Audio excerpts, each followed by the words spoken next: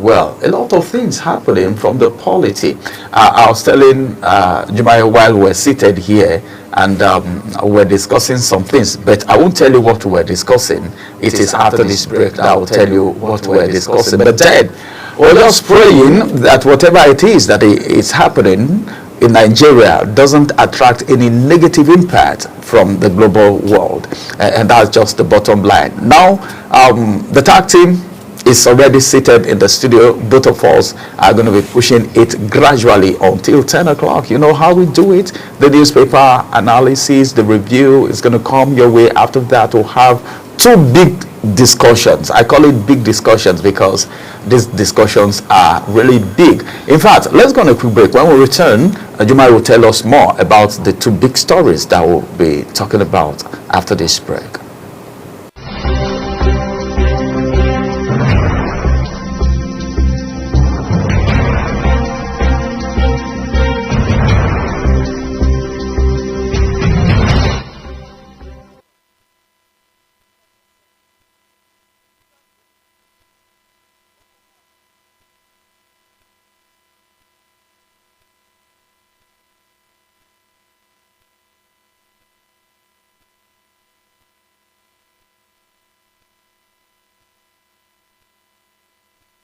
You're welcome back, and if you're just tuning in, it's Global Morning on Global Television, and it's great to be here. Ramsey has done all the formal introduction.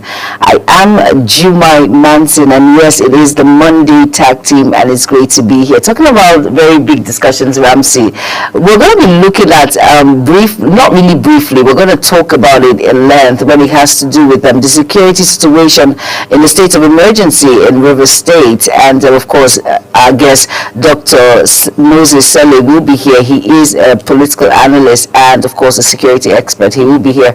And you mentioned something very key. You said with all of these that is going on in Nigeria, I hope we will not have a negative impact on us as a country. So far, I think it's rubbing off, but I pray that everything is going to be okay. But before we delve into that, anyways, great to see you, Ramsey. How you doing? Yes, I'm fine. It is another Monday. Yes, it is. Well, some people said it is the first working day of the week, but what of those of us in the media? Do we have first working day? Every day is a working day. Every day is a working day for us. But it's so good that we're here this morning, and just expect something great. You know how the Monday Tag Team do it. Yes, we do. There is no boring moments. There is no dulling. You just get the best back to back until it is 10 o'clock. Then the other programs that we have will come up. But then, looking at the state of emergency that was declared and the things happening at the National Assembly. Very true. Then assessing the kind of leadership style that is coming from the United States, which is, in quotes, the world power, sends a lot of signals to other African countries who can take a clue from what is happening in South Africa right now because of the statement that was made by the ambassador. Now, there is a lot of attention on the National Assembly. The Red Chamber, as I speak with you, that is the legislature, and so much happened from there. Whatever the executive said has to be approved by the legislature.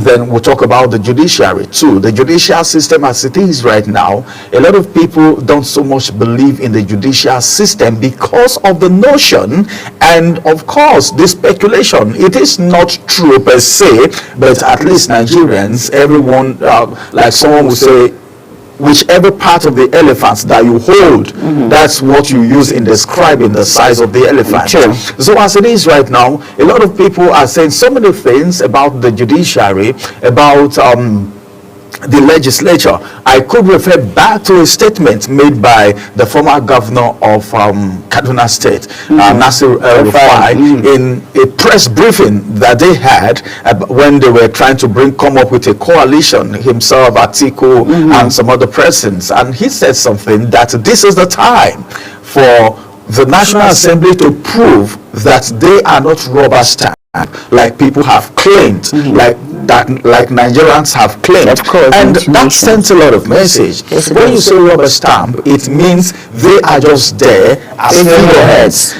and that sends a lot of messages Yes. to the outside world. This is a press briefing, and this is something that has gone very viral. And as it is right now, looking at the state of emergency, the security situation, the execution of our military officers by the Boko Haram openly, and it was on the social media, and a lot of people are saying, come on, we didn't hear anything from the authorities. They were not addressed. These are people's parents. This is somebody's husband, and the case may be somebody's father. And nothing was being said. Some people, Nigerians, are saying so many things right now, and the international world, the world at large, is watching. Yes, and you know the position of Nigeria in Africa. We are the giants of Africa that we can't take away, irrespective of what is happening, whether or not we're having a challenging economy. We are still the big brothers of Africa, and so many people are looking at Nigeria. Look at what just happened in ECOWAS. Okay, the exit of Niger, the exit of Burkina Faso. Exactly. See, these things, our president is the chairman of ECOWAS. Of course, I'm aware. The world is looking at us. And just to add to what you've said, and not just looking at us, watching our leadership style. It's very important that we see that. Everybody's talking about the way Trump and his administration is going, how rigid he is when it comes to some, like what he did by removing all the security from Hillary Clinton and of course Kamala Harris. Is it supposed to be like a payback? But we do not know if it's witch hunting. We do not know. But at the same time, like you mentioned, all eyes are focused on the giant of Africa, which is Nigeria, and a lot is happening when it comes to security, when it comes to our judiciary. It's just unfortunate that everything is just coming in at the same time. Everything is just coming in so fast, and people are watching, and the world is watching, and that is why that statement of having a negative impact with all of these making rounds, it's just unfortunate that we have found ourselves in this particular, we like call it a predicament. Well, it is a predicament, of course. It is, really. This is more like a web. We are just caught up in the web. Yes, we are. The whole scenario, look at the Natasha issue. Really? See, I saw a video making round yesterday where she was distributing grains to people of Kogi Central. And I was like, hey, come on. This woman is still open to it.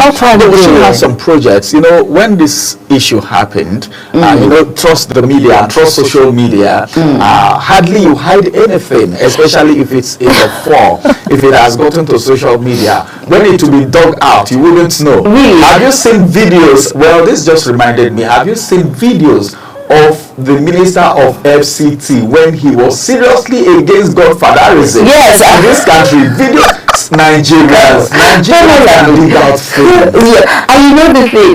Let's just quickly just touch on various issues. I saw that, and for everyone that knows me, I'm a very big Wike fan. I just love what he's doing when it comes to in the Federal Capital Territory. I'm not working for him. My boss is Dr.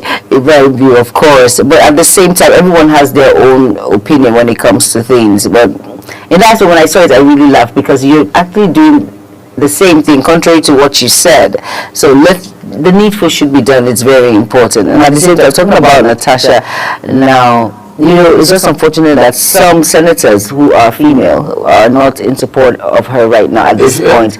A lot of people just feel that she has gone overboard with all these issues making rounds and being stripped off of all her senatorial duties and all that, which she feels it's unjust and it's unfair. This particular assault, sexual assault, quote and unquote, because it's still allegedly, right? It has not been investigated. It has been investigated and proven. Exactly. Some will tell you when it comes to sexual harassment, hardly you have evidences, because these are things that happens behind closed doors. Behind closed doors, just between two persons. It's just my word against yours. There's no my word against yours. Yeah, my word against yours. So really? It's not something that there is a third parties, and our phone conversations, there is a way it's been looked at. But in the court of law. But at the same time, Because of the cloning thing, the AI thing. that's going on right now. Exactly. But do you think, for me, I think sometimes people normally misuse the word sexual harassment to mean sexual advancement. I think there are two different things. See, I let me think tell we you shouldn't something. mix A lot it. of Nigerians don't even know what sexual harassment is.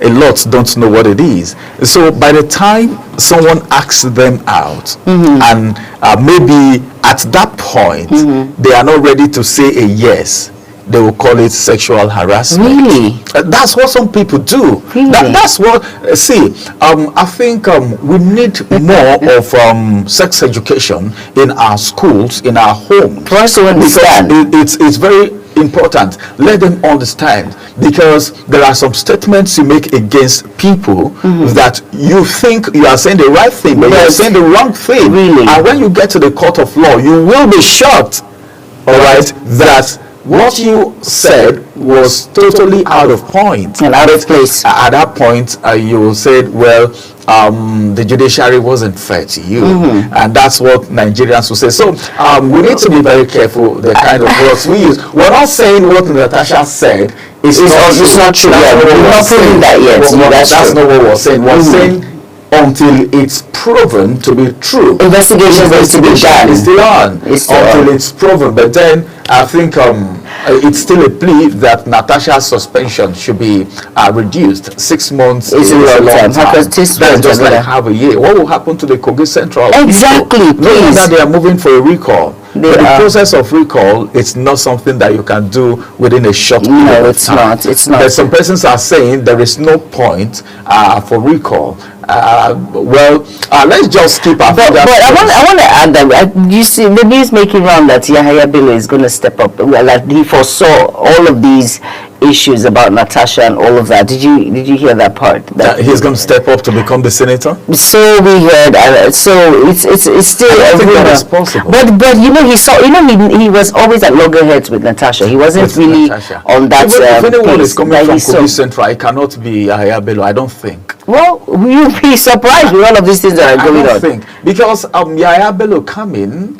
as the senator to replace Natasha, it wouldn't sign. It will not put him in a good light. That is one. He has a lot. Then it's going to pass a lot of message as if there was an undertone, as if the whole scenario was blown overboard because someone had interest. And Natasha won her case, her seat from the court. Yes, she won from the court, meaning there have been forces against her emergence right from the beginning. Right from the beginning. This could also be seen as maybe there is an undertone to the whole thing happening, because in Nigeria here, then say person know they die, anybody will die for Nigeria, then say something must be responsible or something.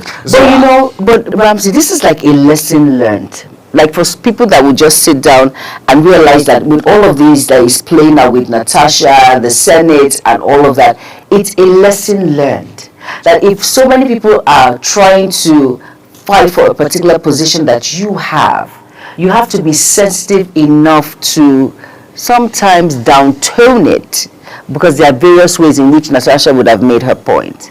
There's the ethics and privilege part in the Senate that you can lay your complaints immediately. Then that outburst you did. I'm not saying that as a woman you shouldn't come out and speak up when you're being harassed. I'm not saying that at all. You should.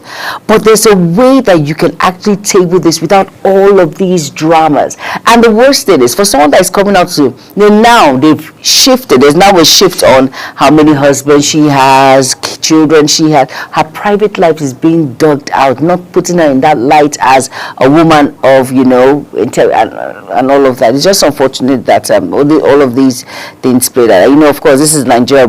People won't focus on what is at ground. They want to undertone it to bring in something else. It's just unfortunate. Well, I think that's just about unfortunate. Natasha. Really, What's very important right now, it's not the individual, like Saraki has said. It's about the institution itself. That's the Senate, the National Assembly. Hopefully. It shouldn't be more about the Senate president or Natasha herself. Please, or her private life. Please, it's her private life. Her private life should be separated. It has nothing to do with her being a senator. When please. you come to the limelight, No, really. you don't know why celebrities. No, really. one thing leads to the other. But I think we need to be mature and understand that our private life has nothing to do with professionalism. Nigerians don't know that. The social media They should know that. That's why the awareness needs to know. Don't know that. It's just unfortunate. Bloggers don't know that. And that's why some persons have been sued for cyberbullying. That's why some persons have been sued, because some of them don't even know. They want to make content and have a lot of view and a lot of likes and a lot of subscription, and they go ahead to do so many things.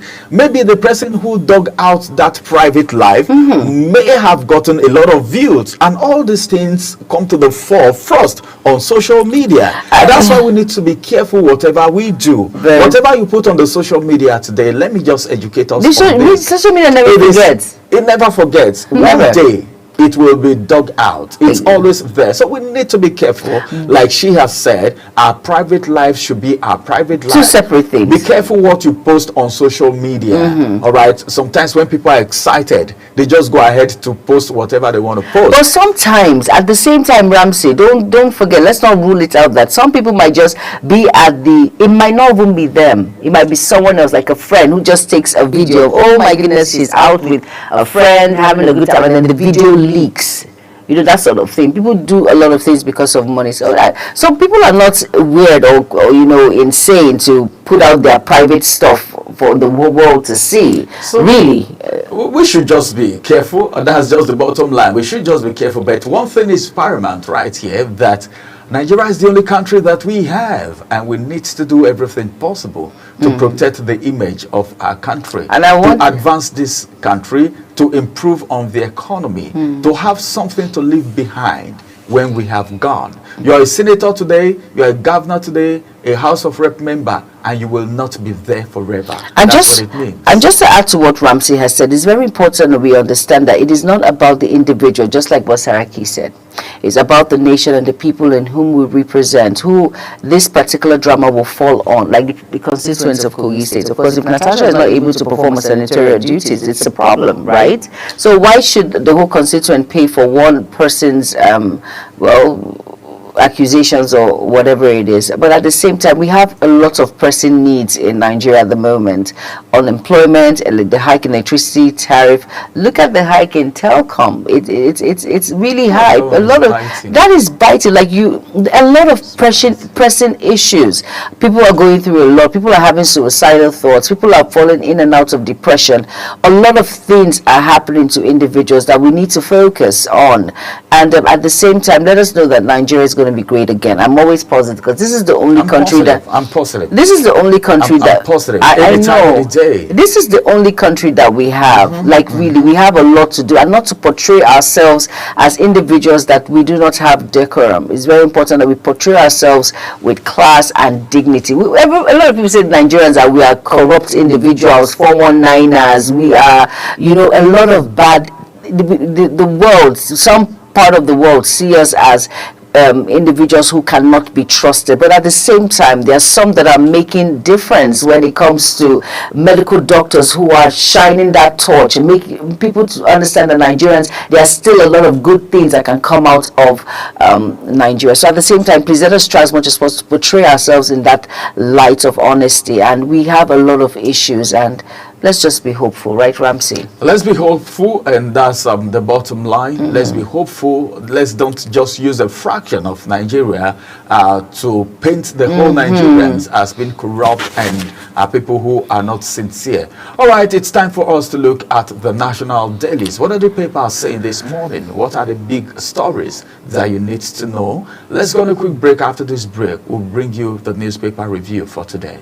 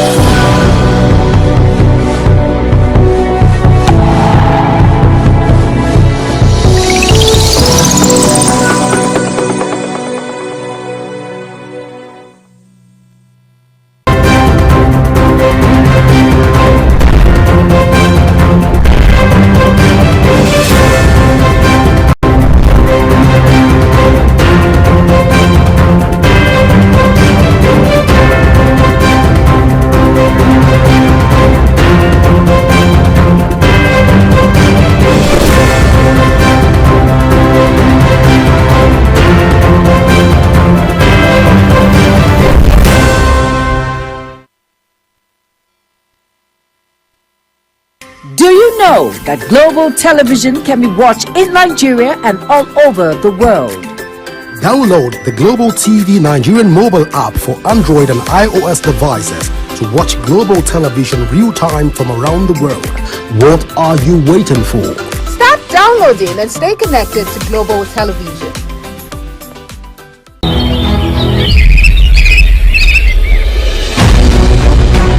Global Morning is your top morning show here on Global Television. We bring you fresh news updates daily while delving into a variety of current affairs and topics. A Global Morning aims to deliver newspaper reviews and latest news with experts on key global issues. And at the same time, keeping you well informed about important events, both national and internationals. Global Morning serves as a valuable source of information, helping viewers like you start your day well informed. Stay connected from Mondays to Sundays to a wide range of the latest news making rounds on Global Morning. We're on the road to protest.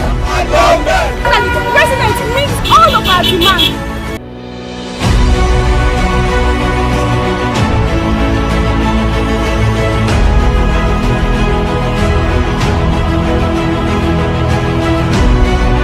This is Global Morning.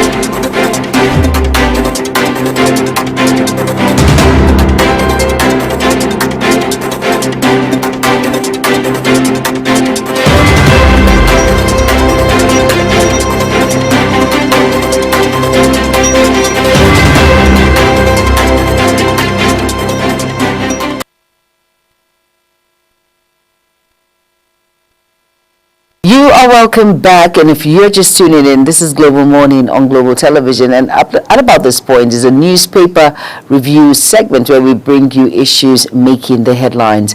And we're going to be starting with the Nigerian Tribune on the newspaper review. And above the nameplate of the Nigerian Tribune, it says here, assets of top 10 Nigerians bank surged to record 219.46 trillion naira in 9 months. And it says, Oyeyekon to political leaders, check your abuse of power. And the writer there says, alleges they obtain court judgments to justify wrongdoings, says citizens must not be silent amid hardship. And below the nameplate, which is the star story, says 2027 hurdles mount as coalition leaders move to unveil mega party. And we have 4 riders there, and the first one says failure to agree on rallying point, a big mistake, says source. Mark Sayaki adopts sit-down look approach. And then here it says why we won't be part of coalition to challenge Tinubu the Patriots. And TNN writes INEC seeks registration as political party, announces national conference. And still on the Nigerian Tribune, it says fan shuts Ibadan airport for upgrade. And you can find that read on page 3 of the Nigerian Tribune. And it says KGB allegation, I will honor police invitation, Senator Karimo, and that you can find that read on page 3. Serap sues Tinubu over unlawful suspension of Fubara Rivers lawmakers, and find that read on page 4 of the Nigerian Tribune. Obasanjo laments failure of Oyin Dam to generate power 48 years after, and you can find that read on page 2. And it says job loss looms as Apapa Port Berge operations decline. Unfortunate incident there. You can find that read on page 6. NDLEA intercepts Indian lady with 72 parcels of heroin in chocolate wrapped. What nerve. And you can find that read on page 26. Why am I laughing at this? Like, I have to say, what nerve? Seriously, a foreigner coming into Nigeria with in not just one or two, but 72 parcels of heroin in chocolate wraps. You know, Ramsey, before we delve into this Nigerian trip, I just feel because of what is taking place in Nigeria, foreigners think everything goes in this country. Yeah, so you get intercepted at the airport. You've not heard Are you kidding me? That Festus Osifo is angry that over 10,000 Indians are working in Nigeria as claiming to be expatriates. Really? The jobs that Nigerians should do. Exactly. As low as cleaners, welders, and everything. No. Sterling, that's why they had a press conference. Yes, I saw that report. I saw that. It's annoying. There are so many things the news, the media couldn't carry that he said. And there are people who are responsible for the influx of these Indians. 10,000 Indians working in Nigeria. Let me just chip in something. You know, people say some Nigerians are quote unquote the Japa syndrome, which we know. But for foreigners to find it easy, workable to be here and make a lot of money, and believe me, it doesn't come cheap to whatever they are earning. It means that there's something good can still come out of Nigeria. For you to have 10,000 Indians, are you kidding me? Coming into our great country, Nigeria, and making other Nigerians, and some Nigerians are jobless. A lot do not have. I know I have an uncle that's been out of work for almost 10 years now. I mean, people like that need to work 10 in years now. If it is in their country, what they do is before you even establish that kind of company in India, first of all, you need to enter an agreement with them that you will train Indians to work in that company. You understand? Really? Yes. We have companies in Nigeria. I think that company has a branch in Port Harcourt and they have a branch in India. It was the manager that was speaking in that press conference. A lot of things were unveiled. These are jobs that Nigerians should do, but Indians are coming in to do it. You know, and someone has permitted them, someone gave them the leverage to do that. You know, as it is, Pengasyn is on it because Sterling is an oil company. Of course. So, like you talked about my uncle. He's into business, but you know he couldn't. You know it's a white collar job, but he had to look at some, and he's doing great though. And very determined. He's doing great. In fact, Austin, love you plenty. Because there is no job, he had to find a way into doing business. Because he has a family. Are you kidding me? He has family. He has to. So these are the kind of things the federal government, immigration, custom, Ministry of Interior, the Foreign Affairs needs to look into. How did these people come into this country? Exactly. Who is even supervising them? Do they have the real papers to be in this country? Immigration, I'm asking. You know, so these are the kind of things that should be investigated. Really, but look at it. But 10,000 is a lot, and we have over how many Nigerians who are out of job? Roaming the street, jobless, giving them thoughts that, you know, there's some people that will descend so low, a graduate, let's 2-1, first class, because of the frustration of not having a good job at hand, will descend so low to commit crime. I'm not saying it's an excuse, but this is what it is. When there are no job opportunities and he's like the person that they look up to in the family, the breadwinner, he will condescend to do something as crazy as committing. Exactly. Festus Osifo, the Pengasyn president, was so angry. The way he was saying it, he said even as low as welder, you know, little jobs that Nigerians should do, because Sterling is an oil company in Nigeria, but he was sincere. He said other companies are complying with the rules, but just Sterling's. And these are the things that should be looked into, because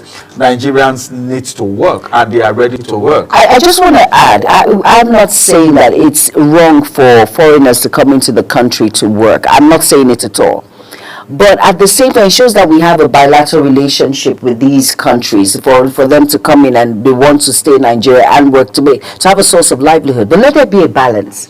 If it's 10,000, let it be more of Nigerians getting that job and like a particular percentage. There's a regulation. Okay. There's a regulation. That's the way it's been done. You're coming to this country to establish a company, you know, to invest. there are percentages of Nigerians that need to work in that company. It's a regulation. Okay. The mobiles, the Ajib and the rest, they are doing it. Okay, but then that of Sterling is just too much. Because they're not following the policy. 10,000 people, and they do it in disguise. Okay, in the name of they are coming to do something else. Or then at the end of the day, they end up in Sterling. No. You know, and 10,000 is so much No, it's to a work in lot. one company. Are you kidding and they me? are Indians. See, the way it's been done, we have expatriates. Yes, we All do. right, we have expatriates. We will have people who work onshore and people who work offshore. Yes. You know, and Nigerians have expats that can do this job. And there are places, there is a percentage of expatriates that are supposed to come in. You know, but in this case, they've exceeded it. 10,000. How many people work in one company, in one oil company? 10,000. You know, and it's been proven. In fact, in that news conference, they rolled out the name of all the staffs, and we counted, and it was 10,000 plus. What? They rolled out. That's to say, research has been done. Of course. They had soft copy of all the names, and well, it's a So long we had story. names of Suraj, all those are Indian names. All those are Indian names. Why is this cracking me up? I have no The idea. authorities need to do something. With Because immediate effect. we shouldn't present this country as if It's lawless. Yes, it's lawless. Really? Anyone can just come do anything. No, and just you go. can't. Imagine an Indian coming with 72 wraps of heroin. I never said what nerves. Really? What nerves?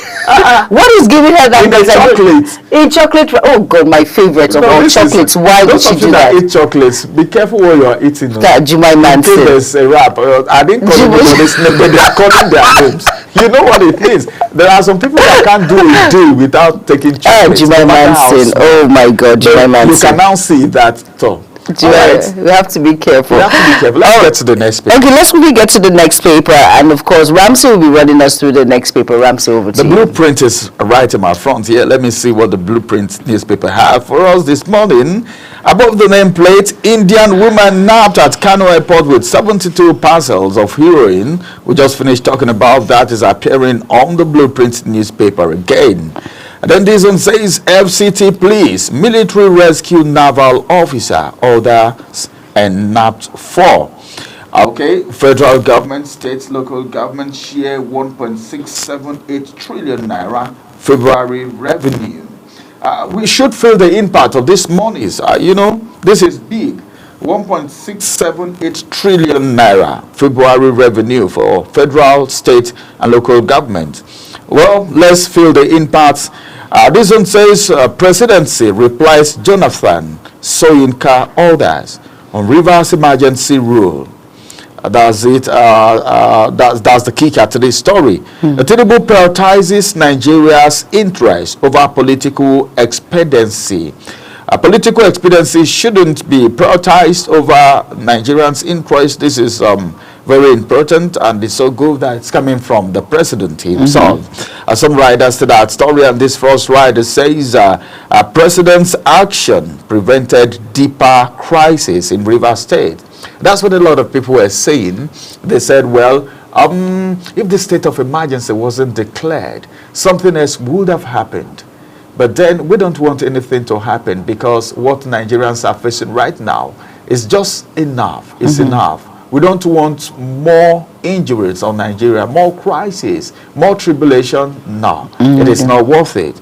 So let's see how long the state of emergency is going to take. Some persons are saying it may not last up to the 6 months that has been declared. But then some people are saying it happened in other states before now, and the governor was not suspended. But why the suspension of Fubara? And of course, your guess is as good as mine. What Nigerians are thinking is so much. And of course, people have reacted. Jonathan reacted. Soyinka also reacted. But the presidency is saying, we are going to be replying them. Now, the second rider says, calm in Rivers now, vindicate his decision. Deserve commendation, not condemnation. What Tinubu has done demands recommendation and not condemnation. That's what presidency is saying. Finally, group petitions ECOWAS over unconstitutional action. What's that action they are talking about? Pick a copy of the Blueprint newspaper and go through it for yourself. Now to the next story. Tinubu Buhari, NGF, others condole with Katina Gardner over mother's death. One say may her soul rest in perfect peace. The NAPTIF rescues 7 Iraq-bound victims in Abuja. NAP's hotel manager. What's that? If you want to know more about that story, pick a copy of the Blueprint newspaper and peruse through page 7. NAPTIF rescues 7 Iraq-bound victims in Abuja. NAP's hotel manager. A group condemns multi-choice 21% subscription hike. Farmers seek adherence to NIME's prediction to avert food crisis. Details read on page 6. And finally, from the Blueprint newspaper this morning, high interest rates, poor infrastructure, hindering Nigeria's export growth. That's coming from experts. A lot of stories here worth talking about, but right now, because of our time, we are moving on. But then, for the presidency to say they are prioritizing Nigeria's interest, that's what Nigerians have been saying. Somebody made a statement some times back, and he said, let's concentrate on politics, okay, administration, democracy. The dividends of democracy should be felt and enjoyed by the people, and just put politicking aside, because a lot of people are preparing and working towards 2027 already. Look at the coalition that's the parties coming together right now. I was asking a question: who are they going to front? We have Erufai, we have I didn't see Peter Obi in that meeting. I was in that press conference. But Erufai and Atiku were the ones that spoke. Atiku coming from PDP, then Erufai coming from APC, and now in SDP. Well, let's see how all of that is going to end. Let's move to the next paper because of our time. All right, now, the next paper is the Vanguard newspaper, and above the nameplate, talking about on page 14 and 15, Oshani Bank, our story, Cecilia Ibru there, and it says, Oyenyekon cautions political leaders against misuse of power. And you find that read on page 13. Now, of course, State of the Nation, and that is from Ame Ebute, and he says, I don't know when we'll have peace again. I can find that read on page 42. Really, it's, that's very deep. It's pathetic, It's pathetic, yes. See, that's very deep, really. Well, you don't know, because some persons, the person who is on, going through the situation knows how to explain it better. True. That's why when people are testifying, the testifier knows what they have gone through. Very true. Like that statement now, nobody knows what he's going through. Nobody knows. But peace is paramount. It is. It's important. I was thinking, yesterday I was speaking with my boss, and we're talking about the importance of peace. If you go to Sudan, I know what is happening. Go to places where there are war. Gaza, Ukraine. If you know what they are facing, you will never pray for a riot, not to talk about war. Exactly. So peace is paramount. It is. I think I know what he's saying. I can feel what he's saying. You feel his pain, yeah? I feel his pain. With there's pain, talking about peace. Yeah, peace cannot be overemphasized. Now, the Star story there says another explosion rocks gas facility in Rivers. What's going on? Explosion when it comes to all of this gas. Some will say the CNG, some will say it's this and that. But please, let's just get it under control. And we have about 5 riders there. And it says, tension as Niger Delta militants reconvene. 5 days after suspension, Fubara appears in Port Harcourt. Port Harcourt, yes. PDP, BOT rejects demand reversal of Rivers emergency rule. Support group, here it says support group, sorry. I think I have missed the paper. Here it says support group rule in Rivers sets dangerous precedent. NNPP chieftain, that's an emergency. Imagine Rivers without state of emergency on Onuga. And here it says Fubara resurfaces in Port Harcourt. I like the fact that he went to church, you know. Just he was at the Salvation Ministry. Exactly. Pastor Ibiome's church, and that he is appearing in Port Harcourt 5 days after the declaration of the state of emergency and his suspension. And the first place he was found was at the Salvation Ministry. It's very important. Round yesterday, appearing in white and say, "Here we are, God, take over, take control." And of course, inflation, we can never be overflogged. Manufacturers record 90.6% rise in cost, and here it says our state is evolving, not smelling. Lagos State, you can find that read on page 41. And here it says Delta Air's ill treatment of Nigerians unacceptable, NCAA. And it says World warns Super Eagles. Okay, you can find that read. That sports stories on page 46. And basically that's it. Please go out and get yourself a copy of the Vanguard newspaper to be well informed on news making round. And quickly now to the Punch. All right, on the Punch newspaper, as I run through that quickly, Atiku Obi's camp. Atiku Bode George Sherau over anti-coalition comments. I'm just wondering, but Bode George is in PDP too, and that's to tell you that there is faction in PDP. So the question is, this coalition, which of the factions is going to be in the coalition? Exactly. Are we going to have PDP now in coalition, then there is another PDP existing outside like the what happened with the Labour Party, like remember? what happened with the Labour Party. We have factions in the Labour Party. Where is Peter Obi even going to fall into? I've not seen him in the picture yet. He wasn't in that press conference. But then I think Bode George has made a statement. Shekau also made a statement. And right now, Atiku and Obi's camp is tackling Bode George, meaning Obi is also rubbing shoulders, or maybe in the same camp with Atiku Abubakar. All right, now this one says South governors, National Assembly plan to reconcile Fubara and lawmakers. That's to say, probably the suspension may not last up to 6 months if this reconciliation is being done and there is peace in Rivers State. I think all of this will still need to they still need to bring the FCT minister into whatever reconciliation that they will be doing. Naira for crude, that's the kicker.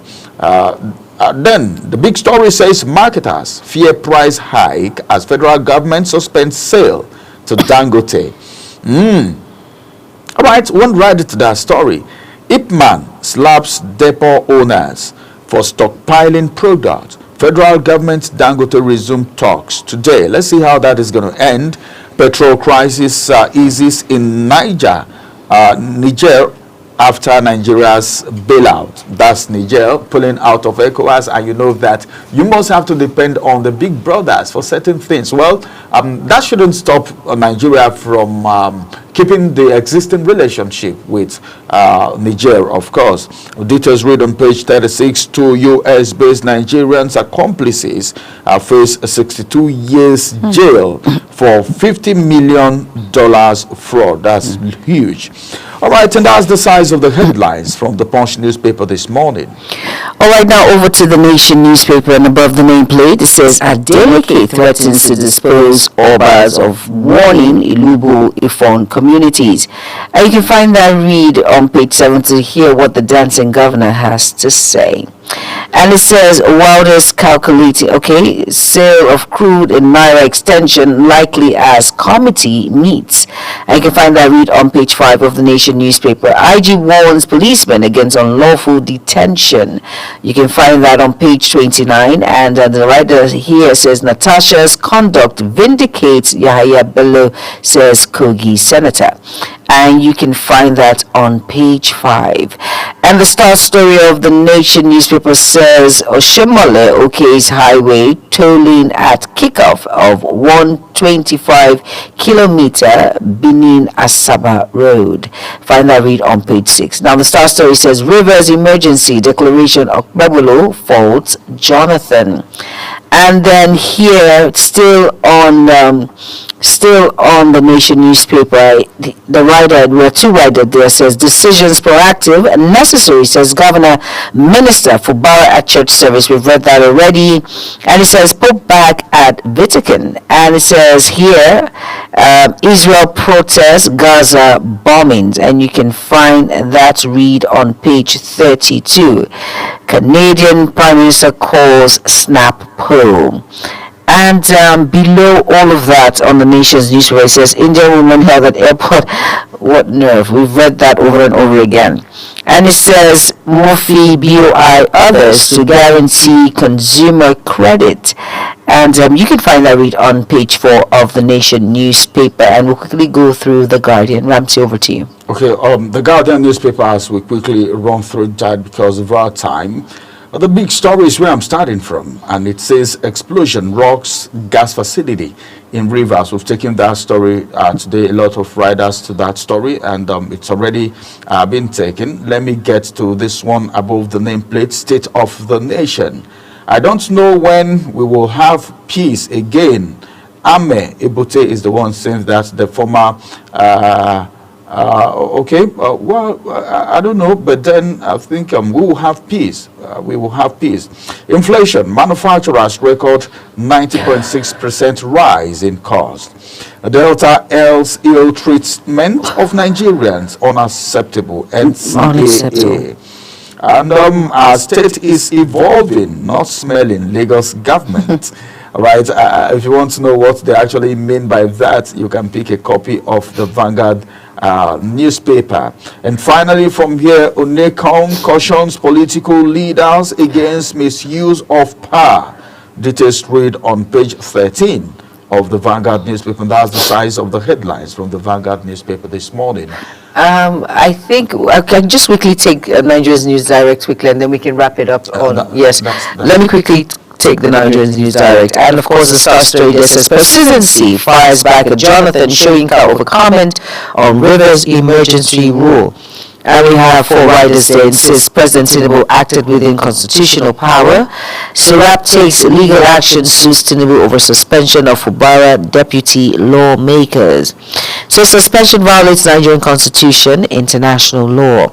As News Direct holds webinar on Rivers emergency rule today.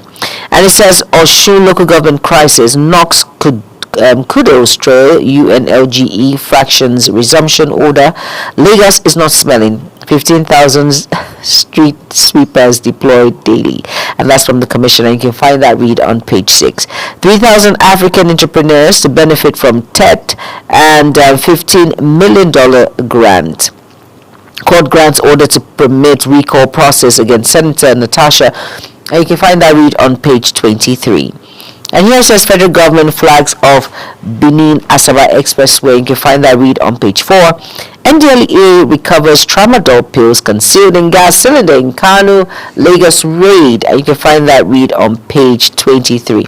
Like a lot of things are going on when it comes to drugs. We'll find ways. I don't know what's happened. That's why I was smiling. I don't know what's happening. Heroin, tramadol. Really? What's happening with drugs? Hey, come on. People make a lot of money from drugs, unfortunately, but they do not understand the harm it caused, the loss of life it caused, families that's destroyed, individuals that drugs and substance has destroyed. And so there is kudos you take that does not have effect on you. Very so true. If you're doing cocaine, if it is cannabis, if it is a tramadol, heroin, you take heroin, they all have negative impact. Okay, so we should just abstain from it completely. Then NDLEA and of course NAFDAC should rise to the occasion. Yes. Because this is more work for you hearing all of this. Then those at the border, the immigration and customs should also join hands with them in collaboration to make sure this thing doesn't eat up our country. Very true. And of course, all hands should be on deck. And of course, NDLEA, I would say for free that they are doing an amazing job when it comes to apprehending these individuals without, back in the day, people can just bribe their way through, but not with the chairman, the NDLEA boss, of course, not the person than Buba Mara, who is doing an amazing job, of course. And with that, we have to wrap it up on newspaper review segment on Global Morning. Next is the AM News. Do not go anywhere. Stay tuned.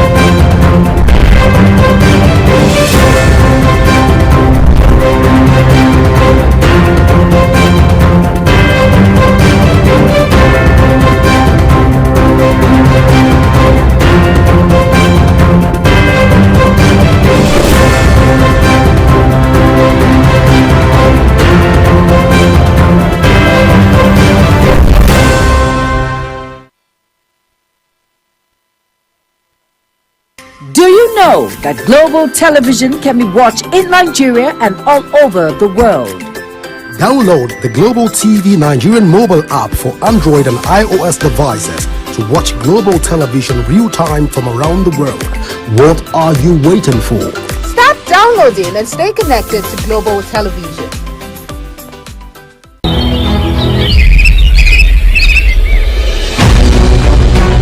Global Morning is your top morning show here on Global Television. We bring you fresh news updates daily while delving into a variety of current affairs and topics. A Global Morning aims to deliver newspaper reviews and latest news with experts on key global issues. And at the same time, keeping you well informed about important events, both national and internationals.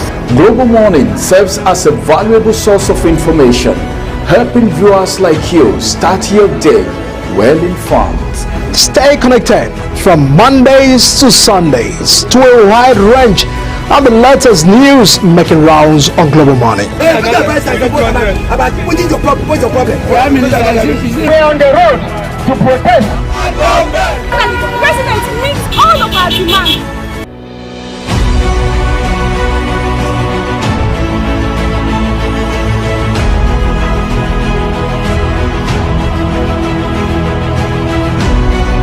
This is Global Morning.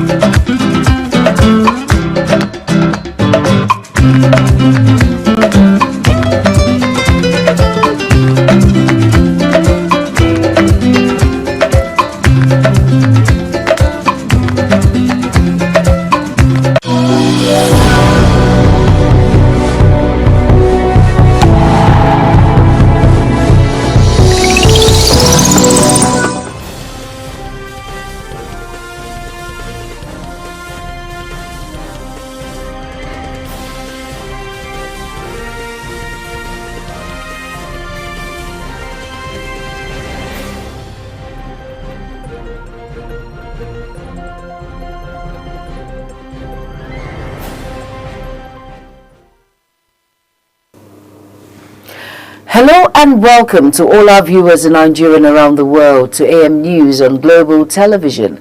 Coming to you live from the nation's capital, Abuja, I am Jumai Manson. Now a quick reminder that Global Television is on DSTV channel 365 and Star Times channel 276. You can download the Global TV Nigerian mobile app for Android and iOS devices to keep track of our broadcast. Now the news in full. The Benue State government says it's targeting 40,000 civil servants in the state to upgrade their skills and enhance the visibility and compliance of modern technological development. This is part of the resolution reached at the 4th Executive Council meeting for the year 2025. Felicity Indere has details. A unanimous vote of confidence passed on the governor of Benue by the 4th Executive Council meeting of the year 2025 to the effect that he has been a champion of good governance in the state and, as a matter of necessity, being on top of the lingering security challenges in the state. The Deputy Governor Sam Ode, who doubles as the Vice Chairman of the Council, says several decisions were taken by the Council to enhance development in the state, noting that the Council has approved the training of 40,000 state civil servants to equip them with modern technology skills in compliance with international standards. The Council also gave approval for the release of over 1.5 billion naira to offset the debt owed an engineering company for the rehabilitation of Otobi Water Works in Otukpo and the Kasnala water scheme to address water shortage within the areas. We must emphasize that since we set up the procurement office, we have been having a lot of savings because all government procurement have to pass through that particular office for vetting. Equally approved is the extension of the dual carriage road project from Worukum to the renewed Hope Housing Estate at Diomo.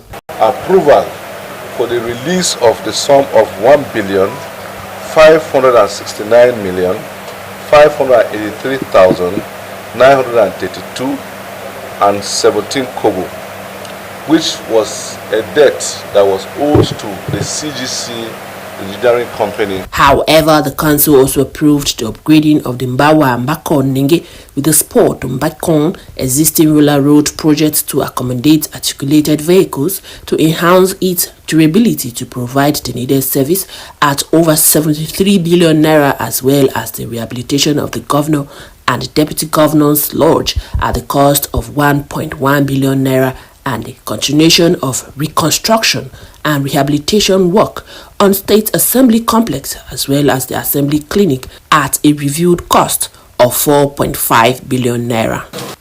In Makudi, Felicity Ndere, Global TV News.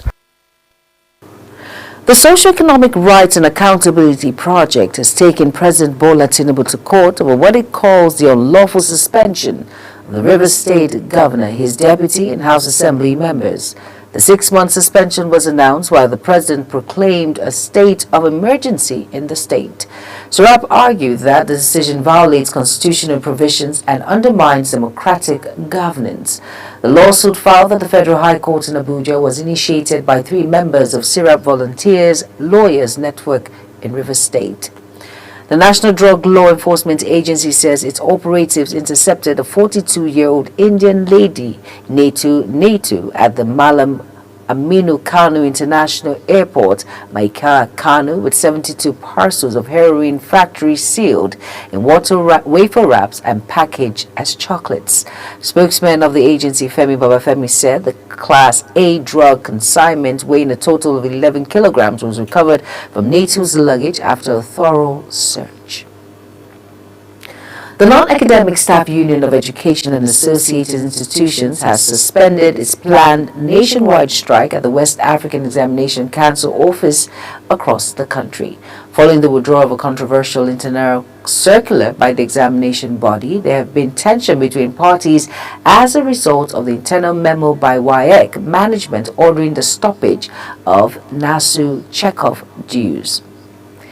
Barely a week after a major explosion occurred on the Trans-Niger pipeline in Bodo, Gakona local government area of River State, another explosion has reportedly struck the Circle Oil facility in Akuku Tori local government area. In a statement signed by its executive director, Dr. Fineface Damamines, Fineface says it received reports from its youth volunteers about an early morning explosion at the Suku oil facility operated by Nigerian Liquefied Natural Gas NLNG Limited. The Youth and Environment Advocacy Center, a grassroots NGO with strong network across the Niger Delta, confirmed the latest explosion. Over now to the All Progressive Congress, APC has issued a strong warning to the new Nigerian People's Party NNPP-led Kano State government following controversial remarks made by the Deputy Governor Aminu Abdulsalam. Abdulsalam had accused Professor Hafsat Abdullahi Ganduje's wife, former member, governor and current APC National Chairman Abdullahi Umar Ganduje, of financial misconduct, specifically interfering with pension funds during her husband's tenure. In a widely circulated video, the deputy governor alleged that pensioners were only paid after Professor Hafsat had taken her share of the funds. The Nigerian Senate is reviewing a bill aimed at regulating and enhancing safety standards for articulated vehicles to reduce fatalities from highway accidents. Senator Babangida Hussaini, representing Jigawa Northwest Senatorial District, disclosed this in an interview in Dutse. He cited data showing that over 1,630 Nigerians have died in 169 fuel tanker explosions recorded between June 2009 and October 2024. The bill, which was read for the first time in November 2024, Hussaini says it aims to make provisions for the regulation and safety of articulated vehicles in line with the Constitution. The chairman of Ikole local government area, Bayo Omojola, has urged residents to be security cautious and protect electricity transformers in their communities from vandalism. Omojola gave this advice in an interview with the Ikole Ekiti. He says communities currently enjoying uninterrupted electricity supply were those whose transformers remain in good condition, adding that it is important for every resident of Ikole Ekiti and other communities under the council to take responsibility for protecting their transformers from vandals. The Federal Airport Authority of Nigeria says it has temporarily shut the Samuel Ladoke Akintola Airport, Ibadan, Oyo State, to facilitate extensive upgrade works to enhance infrastructure and operational standards. Found in a statement signed by its Director of Public Affairs and Consumer Protection, Mrs. Obiagile Ora, stated that the federal government had approved the closure, which became necessary to enable the execution of critical improvements at the airport. The Nigerian Airspace Management Agency has consequently closed the runway and suspended airport operations by International Civil Aviation Organization regulations. The upgrade was part of the state government's move to transform the aerodrome into an international status. The Inspector General of Police, Kayode Egbetokun, has warned officers of the Nigerian Police Force against unlawful prolonged detention. He stressed that any officer found violating constitutional provisions of human rights will face serious consequences. This is detailed in a statement released and signed by the Force Public Relations Officer, ACP Olumuyiwa Adejobi. The IG reaffirmed the police leadership's commitment to upholding human rights and ensuring due process in all detention procedures. Armed bandits attacked by the community in Tangoza local government area of Sokoto State, killing one person and injuring two others. Eyewitnesses said the assailants stormed the village in broad daylight, shooting at residents before fleeing. The victims were rushed to Zangaza General Hospital, where one later died. Local sources said it's the third attack in a week, with the attackers arriving on motorcycles in groups of 3.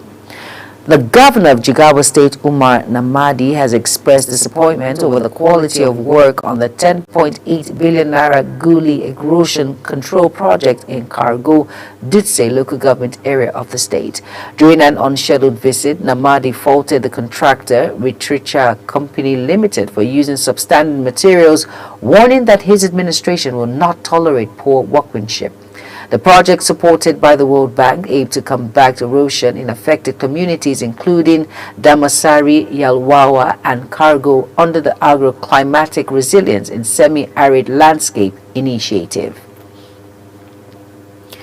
It was supposed to be a typical night commute for many, but it turned into a nightmare for those who witnessed the devastating fire on Otedola Bridge. The inferno, which engulfed a tanker and several vehicles, left a trail of destruction and chaos in its wake. The fire, which started when the gas tanker brake failed, quickly spread to nearby businesses, including a mechanic workshop, a hospital, and several provisions and clothing stores. The incident counted 18 vehicles, 10 tricycles, all of which were destroyed in the blaze. You are watching the live broadcast of AM News. When AM News returns, Canada denies 13,000 Nigerians asylum. Details coming shortly, plus foreign and sports stories on the other side of this break. Please stay with us.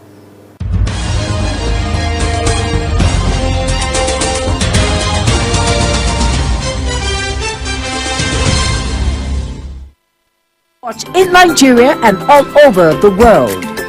Download the Global TV Nigerian mobile app for Android and iOS devices to watch global television real-time from around the world.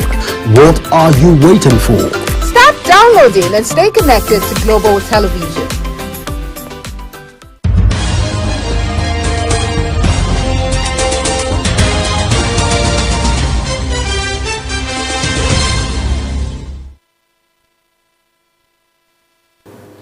You're welcome back, and if you're just tuning in, this is AM News on Global Television. Thank you for staying with us. In business now, telecommunications operators in the country are considering a review of the current national tariff plans to usher in a regional tariff regime where they are able to factor in the specific challenges in each state of their tariff plans. Now, the operators stated this at the 7th edition of the Policy Implementation Assisted Forum in Lagos. Now, according to them, a regional tariff regime will ensure the states with better ease of doing business are compensated, while those making their operations difficult are made to pay higher for the service. The Nigerian Conservation Foundation and other partners hosted the Executive Secretary of the United Nations Framework Convention on Climate Change, Simon Steele, and his delegation on a 4-day visit to Nigeria. A statement from the NCF stated that UNFCCC has been pivotal in supporting climate policy development, capacity building, and other initiatives for various countries.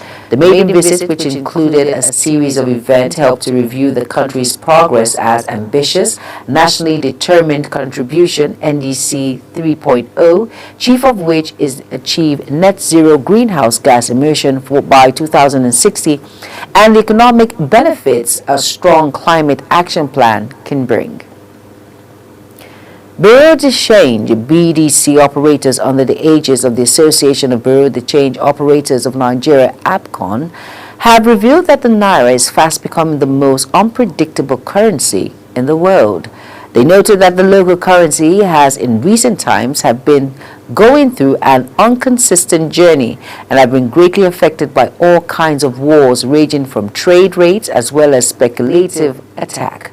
This was disclosed by APCON President Aminu Wadegbe during an exclusive chat over the weekend, where he admitted that the foreign exchange forex market is facing some challenges. A trade expert who serves as the treasurer of Oyo State Shippers Association, Aminat Amimashong, has identified high interest rates on loans and poor infrastructure as key barriers hindering the export of Nigerian-made goods.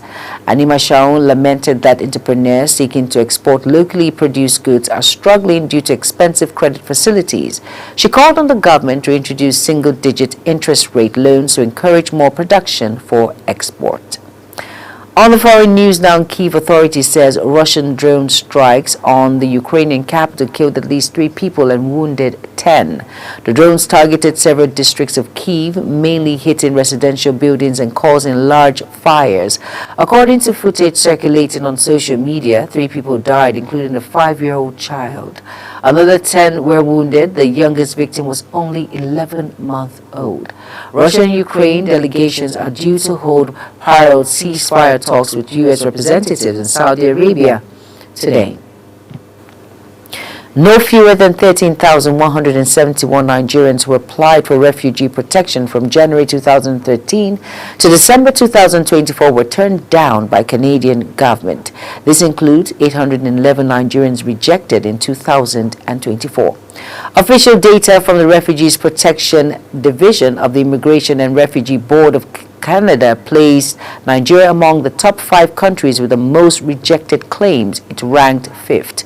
Others are Mexico with 2,954 rejections, India with 1,688, Haiti with 982, and Colombia with 723. Sudan's army has reclaimed the presidential palace in the capital, Khartoum, in a significant victory over rampaging militia that controls swept of the war-torn country. The Sudanese armed forces and the paramilitary rapid support forces have vigorously scrambled for territory since fighting broke out between them in April 2023. The conflict has triggered none of the world's worst humanitarian crises and left more than 28,000 people dead, with 11 million others forced to flee their homes. According to the Armed Conflict Location and Event Data Initiative, the RSF has laid siege to Khartoum and the Sudanese seat of power since the start of the war.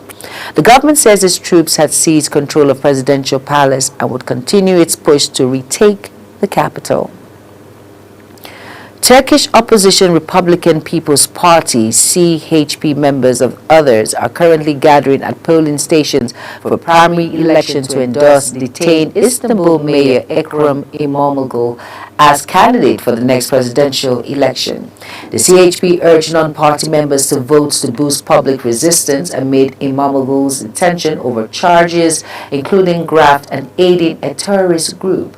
However, İmamoğlu has repeatedly denied the charges. CHP, which has over 1.5 million members, set up 5,600 ballot boxes for voting across all of Turkey's 81 provinces. In sports now, Victor Osimhen says the Super Eagles' remaining 5 matches in the 2026 FIFA World Cup qualifiers are a war that must be fought and won.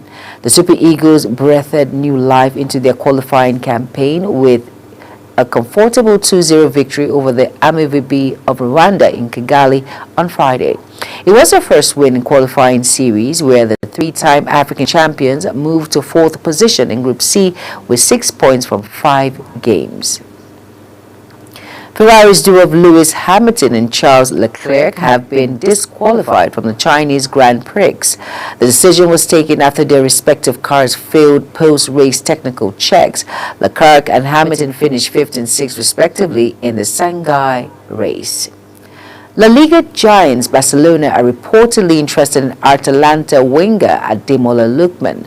Lookman, according to report Mundo Deportivo, is possible option for Haskin Flick's side in a summer transfer window. The Nigerian international will be entering the final year of his Atalanta contract in the summer. The 27-year-old was close to linking up with League One champions Paris Saint-Germain last summer. As Global TV AM News comes to an end, let's take a quick look at our top stories again. Brought to you that the Socioeconomic Rights and Accountability Project has taken President Bola Tinubu to court over what is called the unlawful suspension of Rivers State Governor, his deputy, and House of Assembly members. And in business, we brought to you that telecommunications operators in the country are considering a review of the current national tariff plans to usher in a regional tariff regime where they are able to factor in the specific challenges in each state of their tariff plans. And on the foreign scene, Kyiv authorities says Russian drone strikes on Ukraine capital killed at least 3 people and wounded 10. And finally, in sports, Victor Osimhen says the Super Eagles' remaining 5 matches in 2026 FIFA World Cup qualifiers are a war that must be fought and won. And that's it on Global TV AM News. Kindly follow us across all social media platforms now showing on your screen by using @Global TV NG. You know, you can download the Global TV Nigeria mobile app for Android and iOS devices to keep track of our broadcast. I am Jumai Manson. Thank you for watching. Good morning.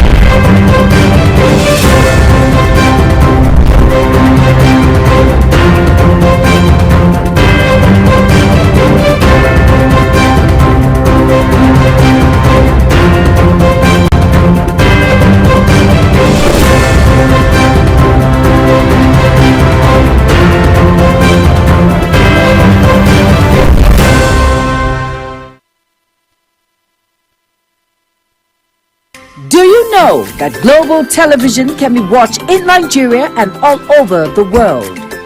Download the Global TV Nigerian mobile app for Android and iOS devices to watch global television real-time from around the world. What are you waiting for? Start downloading and stay connected to Global Television.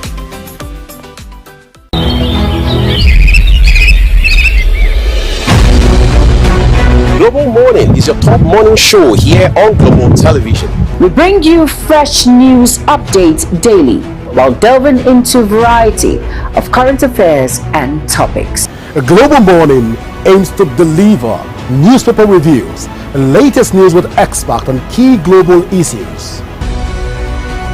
And at the same time, keeping you well informed about important events, both national and internationals. Global Morning serves as a valuable source of information, helping viewers like you start your day well informed. Stay connected from Mondays to Sundays to a wide range of the latest news making rounds on Global Morning. We're on the road to protest.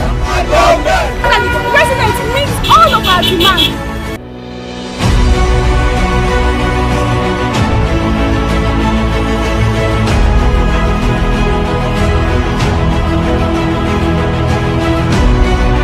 This is Global Morning.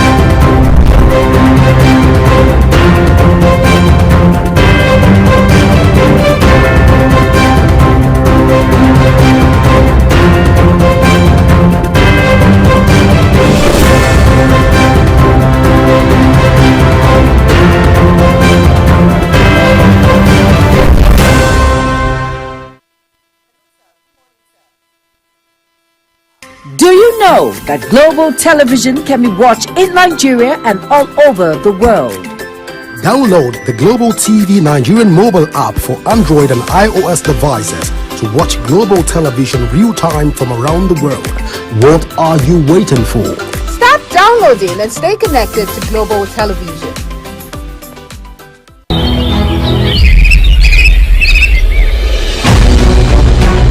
Global Morning is your top morning show here on Global Television.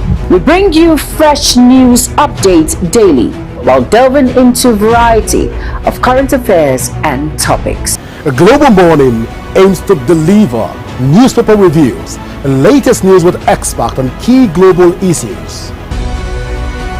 And at the same time, keeping you well informed about important events, both national and internationals. Global Morning serves as a valuable source of information, helping viewers like you start your day well informed. Stay connected from Mondays to Sundays to a wide range of the latest news making rounds on Global Morning. We're on the road to protest. The president meets all of our demands.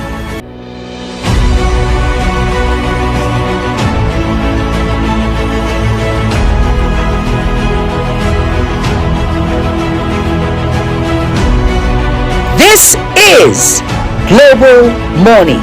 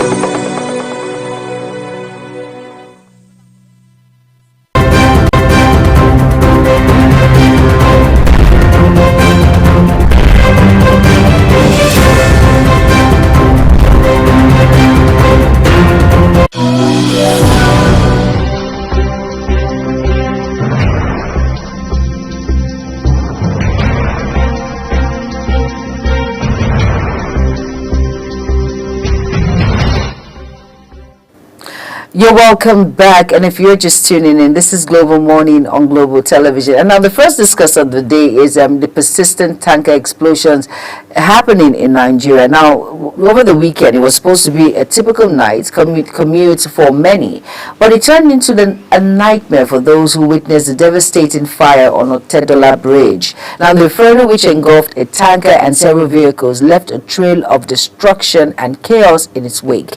Now, the fire, which started when a gas tanker brake failed, quickly spread to nearby businesses, including a mechanic workshop, a hospital, and several provisions and clothing stores. Now, this incident counted 18 vehicles, 10 tricycles, all of which were destroyed in the blaze. And of course, from investigations, I heard that newlyweds were also killed on that inferno that happened on that Otedola bridge. It's just unfortunate that we're not done with what happened in Karo.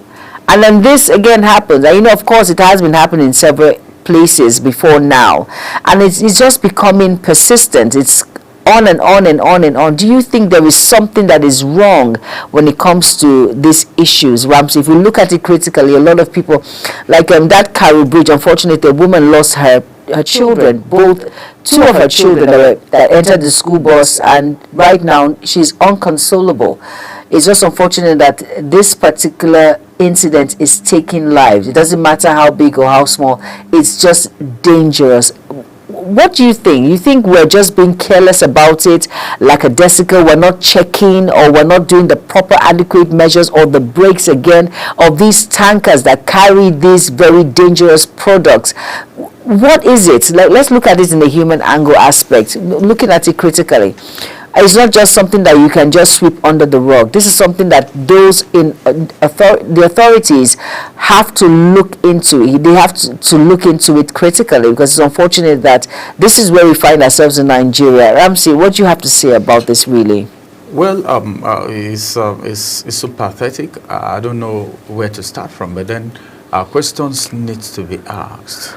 Why are we having these things happening persistently? It's happened, it's happening again, it's happening again. It started from, I think it happened in Niger. Yes, it did. Explosion, tanker explosion. That of Lagos is uncountable because it happens almost all the time. Then it happened in Anambra State. Now, happening in Nyanya, then back to Otedola Bridge. Well, the first question that will be asked is, what is responsible for these explosions? The people, the drivers, the people who drive these tankers, what is their level of sanity? Who tested them? Who checked them to know that they are not on drugs? They didn't do alcohol to drive. Who even assessed the state of the tanker itself? Exactly. Because the one that happened in Nyanya, they said it was a brake failure. The one of Otedola, brake failure, exactly. So how could you be driving a tanker without brakes, a heavy-duty vehicle without brake? You can't tell me that as a professional driver, that brake didn't give a sign. Of course it would. It didn't give a sign. It did. And one very funny, I was watching a video over the weekend where a brake of a heavy-duty vehicle failed, and as it was reversing, the driver jumped out of it. So now whatever happens, and that tanker had to run into other vehicles that were behind. Oh God. So this is one too many. Something needs to be done, because lives are being lost. I keep saying these things often again. See, if it doesn't happen to you, you wouldn't know the gravity of it. A woman just lost 2 of her kids now. Yeah. Just because they were coming from school. In the one that happened at Nyanya Bridge. School bus. And it's so unfortunate that of Nyanya, report has it that it was a CNG tanker that exploded. It wasn't that it was carrying product. It wasn't carrying fuel. It wasn't carrying gas. It is a CNG. Then you begin to ask questions. A lot of people are thinking of converting to CNG. Dangerous. Where are the designated points Where are the experts that know how to do this conversion? What is the temperature level of Nigeria? Because when the gas is heated up, there is, in fact, the chances of it exploding is very small. So these are things we need to put into consideration. How many of these tanks, CNG tanks, should a tanker have? How many in front? Where is the position? Where should it be? These are things to be taken into consideration. We've had a situation whereby a car exploded in Benin, a CNG car, because it was not properly done. It is better not to do it at all. Don't do the conversion if you know it will not be properly done. And then at the same time, talking about doing the conversion, if this particular product is not safe for human use, I think we should please let it go to sleep. For me, I just feel that instead of cutting corners, instead of trying to save costs and all of that, and then lives are at stake here, it's just unfortunate that this is where we find ourselves. And then at the same time, if it's not good for human use, why are we even going into it in the first place? That's my own personal opinion, I would say. And then looking at this critically, you just wonder and you just say to yourself, what is this all about? There are so many people that will want to cut corners just to put money in their pockets. Maybe this CNG or it depends on the area in which we're looking at. If people just want to, cutting corners for Nigerians, we do that a lot because we want to put enough money in our pockets at the detriment of people's lives. But really, this is very, very sad. It's a very, very sad issue. Talking about the newlyweds who just got married, Mr. and Mrs., and the next minute that they're dead due to this inferno that took place in the Otedola Bridge. Just unfortunate incident here. And looking at, you said something very vital. What is the state of these tankers? Of course, the brakes must have been giving signs. Not once, not twice. Definitely, before brake starts having issue, it gives you the first sign, the second sign. It stops, they say it stops holding, that grabs will not be there. So, and some of these tanker drivers, some of them are on drugs. Some take drugs because they want to just drive for a very long time and beat it. I don't know, that particular timing to get to a particular point. But forgetting that life is very important. For me, I would always say I am an advocate that tanker drivers should not move where daytime. Move at night. God forbid, if anything is going to happen, there will be no casualties or very little casualties at all. Counting more than 18, 20, 30, that's a lot. Even one life is a lot compared to so many that have lost their lives due to this incident. So I feel tanker drivers should move only at night. It's very important, where the roads are not busy. And looking at Yaya, Yaya is a place where businesses are ongoing. People live there because it's a low-cost area for people to live. A lot of people find houses cheaper. Talking about housing, people live there because the houses are not as expensive as coming into town. You can get like a one-room apartment, two-room apartment for as low as 250, right? 300, compared to getting a one-room apartment here. You can get one for 1 million, 1.5. I'm talking about the state of, Nigeria where we are now. So a lot of people are, there. So you can imagine the rate, the damage that particular inferno caused. And I'm talking about, we're not done with that. And then, with another one now, it's just unfortunate. Let's quickly go on a very quick break. Global Morning continues shortly. Stay tuned.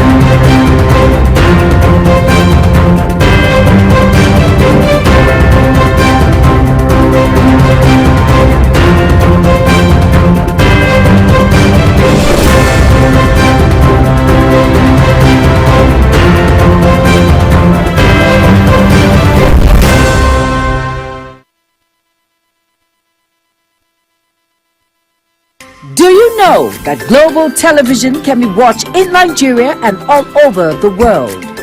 Download the Global TV Nigerian mobile app for Android and iOS devices to watch global television real-time from around the world. What are you waiting for? Start downloading and stay connected to Global Television.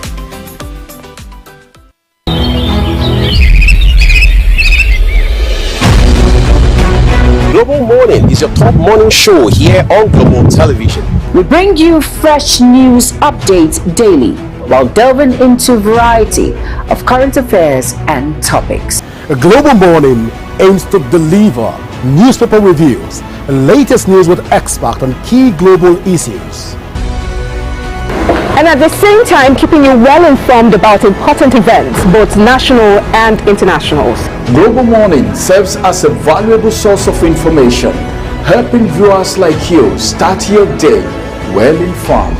Stay connected from Mondays to Sundays to a wide range of the latest news making rounds on Global Morning. We're on the road to protest. The president meets all of our demands.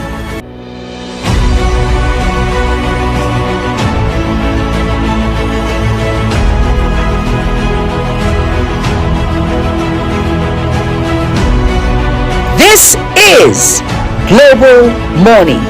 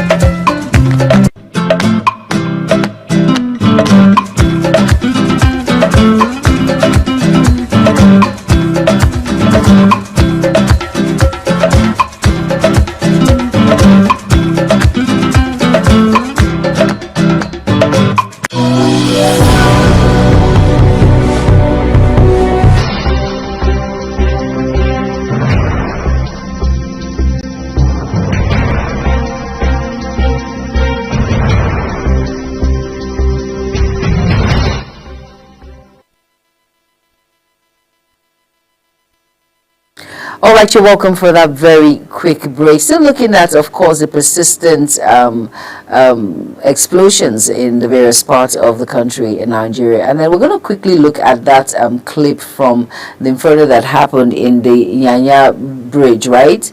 Let's just take a quick look at individuals' reaction on how it happened, and then talk about the Otedola Bridge also, which is a very unfortunate incident that happened in the course of the week. Let's just take a quick look at that clip. The CNG-powered truck explosion came as a shock to many who were affected, as well as those living around the Karo-Nyanya axis, a suburb in the Federal Capital Territory. The CNG exploded about 5 times, destroying and damaging cars around its path, as well as killing a number of persons and injuring others. Witnesses have recounted their sad ordeal. I closed from work and I was coming back. All I saw behind me was a flaming truck coming close to me, but by God's grace I was able to swap, but this pavement I was back. We were able to all disengage from the vehicle. Unfortunately, I was watching my vehicle miserably, burning seriously. At that point I couldn't help it any longer. I left. I need to come back now. What I'm saying is this happens. If I was in between the 2 trucks, I don't know how I managed. I was able to smuggle myself out of the vehicle. I took a run, and after running, I left the car there. After running to the pavement at the center of the road, I saw that my back was already free because the truck had already flown away. All the vehicles that were before me, were behind me. So I saw an opportunity to see if my car could still move. I jumped in because it was still on steaming. I jumped in again and put the car on reverse. Immediately I reversed for a few meters. I hit the pavement to cross to the other side of the road. Then people rushed. People that were standers by rushed, pushed the car off the road to the other side. That is how I was able to get the scrap of the vehicle. Grateful for not being at his workstation during the time of the explosion, Chris stated the possibility of being involved, as many of his colleagues died from the incident. This is exactly the point where I work. This is my training. This is exactly where I work. And when this thing happened yesterday was at the peak of our work. The FRSC office stationed close to the explosion location immediately attended to those affected and recounting taking about 8 people burnt beyond recognition to the mortuary, while about 25 injured persons were taken to the hospital. About 25 people were injured. And others might have even been taken by relatives and friends, so we cannot ascertain the exact number of people, but the ones we attended to were like 25. It is truly a devastating incident, as eyewitnesses have recounted their experiences during and after the explosion. So far, at least 8 persons have been confirmed dead, while several others remain hospitalized. Authorities and medical personnel are working tirelessly to ensure full recovery. All right, you are welcome back from that report on the CNG explosion. Now, Ramsey and I were just talking about who's going to compensate all of these individuals that their cars have been burnt beyond recognition. Is it the company, or is it the company of the tanker? Who's going to compensate these individuals in this harsh economy? This is really bad to watch. And I think, as in my own opinion, when there is a tanker explosion, we need to have safety measures, measures in which what you should do to avoid when there's an explosion that is ongoing, or you see a tanker and you're moving in the car. Stay as far as you can. People forget the fact that you have to stay as far as you can from these tankers who, although can one actually predict when there's going to be an explosion? You cannot. But once you see a tanker that has fallen, you stay as far as you can from such, because of explosions like this. Don't you think so, Ramsey? There are so many things involved when we talk about explosion. You were talking about compensating people that their cars got burnt. Now, what about people that lost their lives? Who will compensate them? Exactly. Do we even know the company responsible? From all the reports that we've had so far, I've not heard anyone talk about the company responsible, whether the driver and the motor boys are alive or they were also caught up in the inferno. these are so many things that we need to look at. These products are highly inflammable. You don't even need to come close before you get burnt, because it's a flame, and before you know it, that the product is inflammable, is highly inflammable, and it has been saturated into the air. By the time there is a contact, there is fire, there is a fire outbreak, there's fire outbreak, you see it running from one place to the other, catching up with vehicles and all of that. More so that you have these vehicles also using fuel, So this has become a problem. The bottom line is, these tankers shouldn't move during the day. I think that's the best. They can move at night when people are not outside.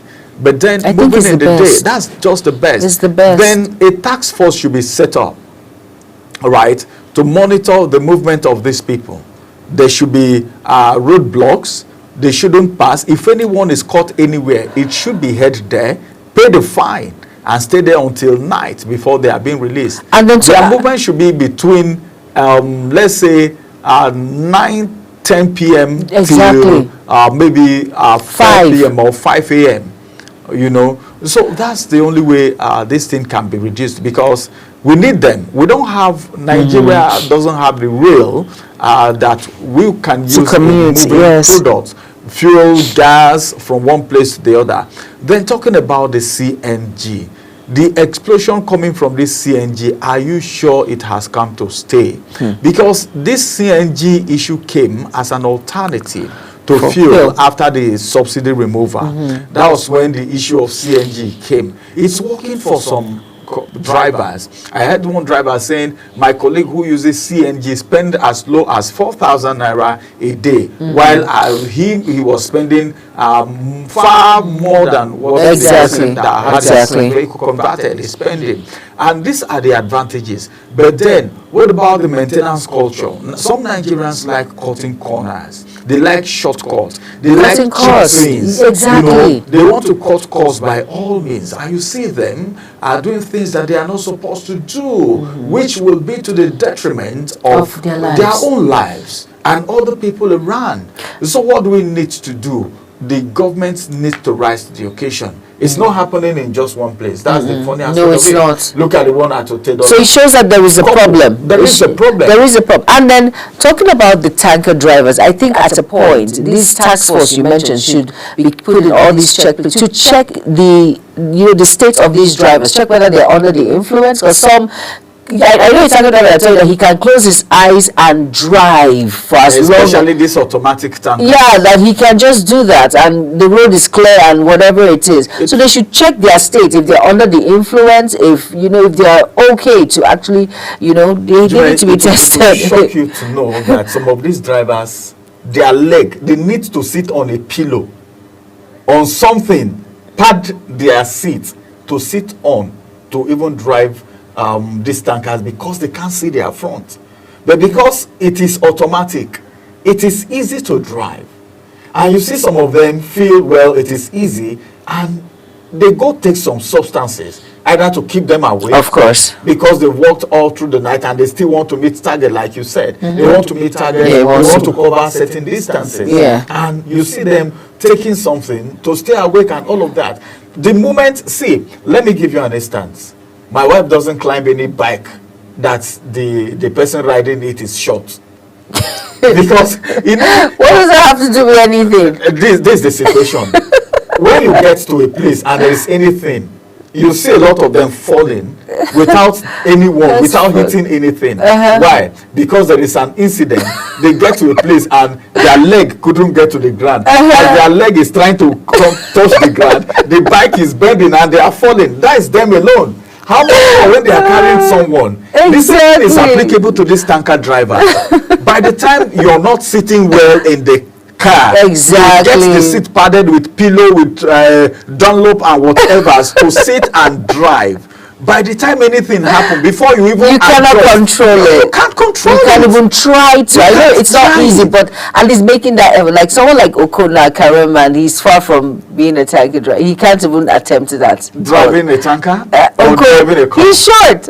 No. I don't think Okon is short. Okon is not short. There are people who doesn't have height up to that of Okon. A lot of people. No, they shouldn't dare try that. People don't know the Okon that we're talking about. So since we're not showing this picture for you to see, there's no point even talking about that. But the bottom line is, no matter what it is, there should be people who monitor, because we have problem in this country, and the problem is that people are given assignment, things are easily said, but they are not done. Exactly. Implementation is our problem. Very important. Nobody is supervising these things. We are saying it, people, if it doesn't happen to you, you won't know how people to whom it has happened feels. Very true, very true. I don't know what people are going through right now. And then just to add, a couple died in exactly, newlyweds. Bridge, just so that's during the weekend. Short. Unfortunately. During the weekend. And then, like I always mention, I think we need, nobody's praying for the worst, but precautionary measures need to be put in place, especially when you're bringing out something like the CNG, and people are beginning to accustom themselves to, like I said, there are some drivers that are actually making use of this, converting their car. So for as much as you are enjoying it, plan ahead for precautionary measures to be put in place in case anything goes wrong, so you know how to save yourself. But at this point, we have to wrap it up as the first discussion of the day, and we'll be having the second discussion of the day, talking about security measures in the state of emergency in Rivers State. And of course, we have Dr. Moses Saleh, who will be joining us via Zoom. And do not go anywhere, right, Ramsey? Yeah, we'll be back. Stay tuned.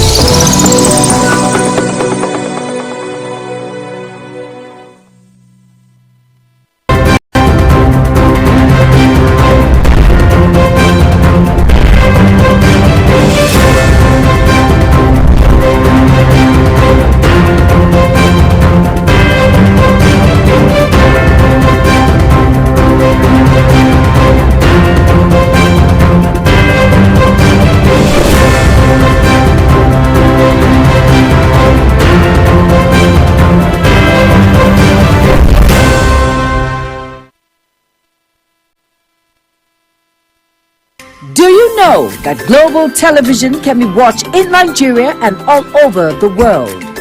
Download the Global TV Nigerian mobile app for Android and iOS devices to watch global television real-time from around the world. What are you waiting for? Start downloading and stay connected to Global Television.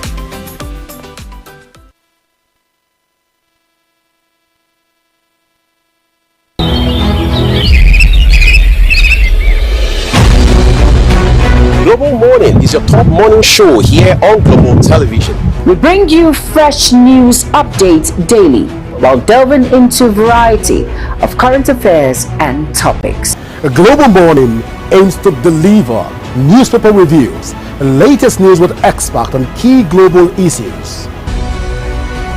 And at the same time, keeping you well informed about important events, both national and internationals. Global Morning serves as a valuable source of information, helping viewers like you start your day well informed.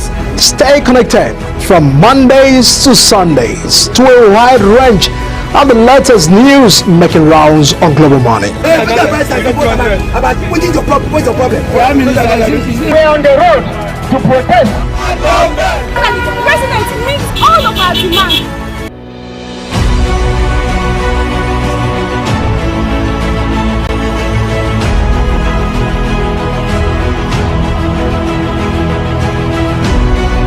This is Global Morning.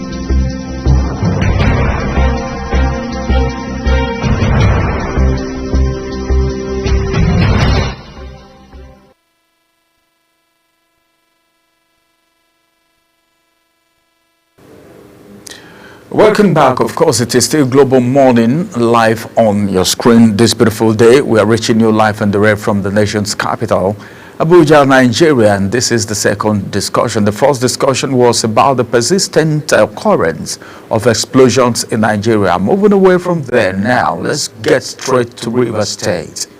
The state of emergency declared in Rivers State has caught the attention of Nigerians and even people at the diaspora and the world at large.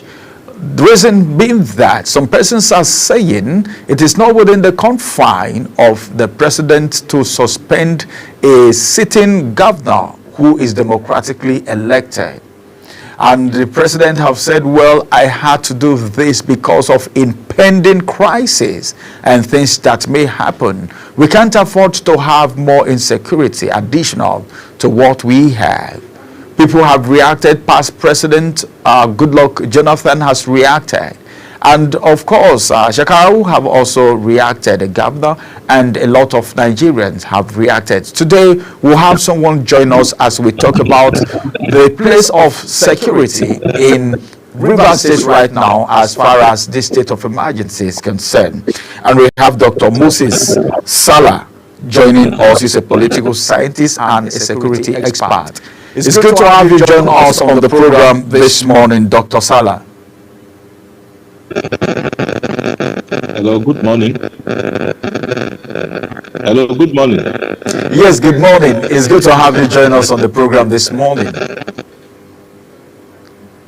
All right, let's get straight to Rivers State right now.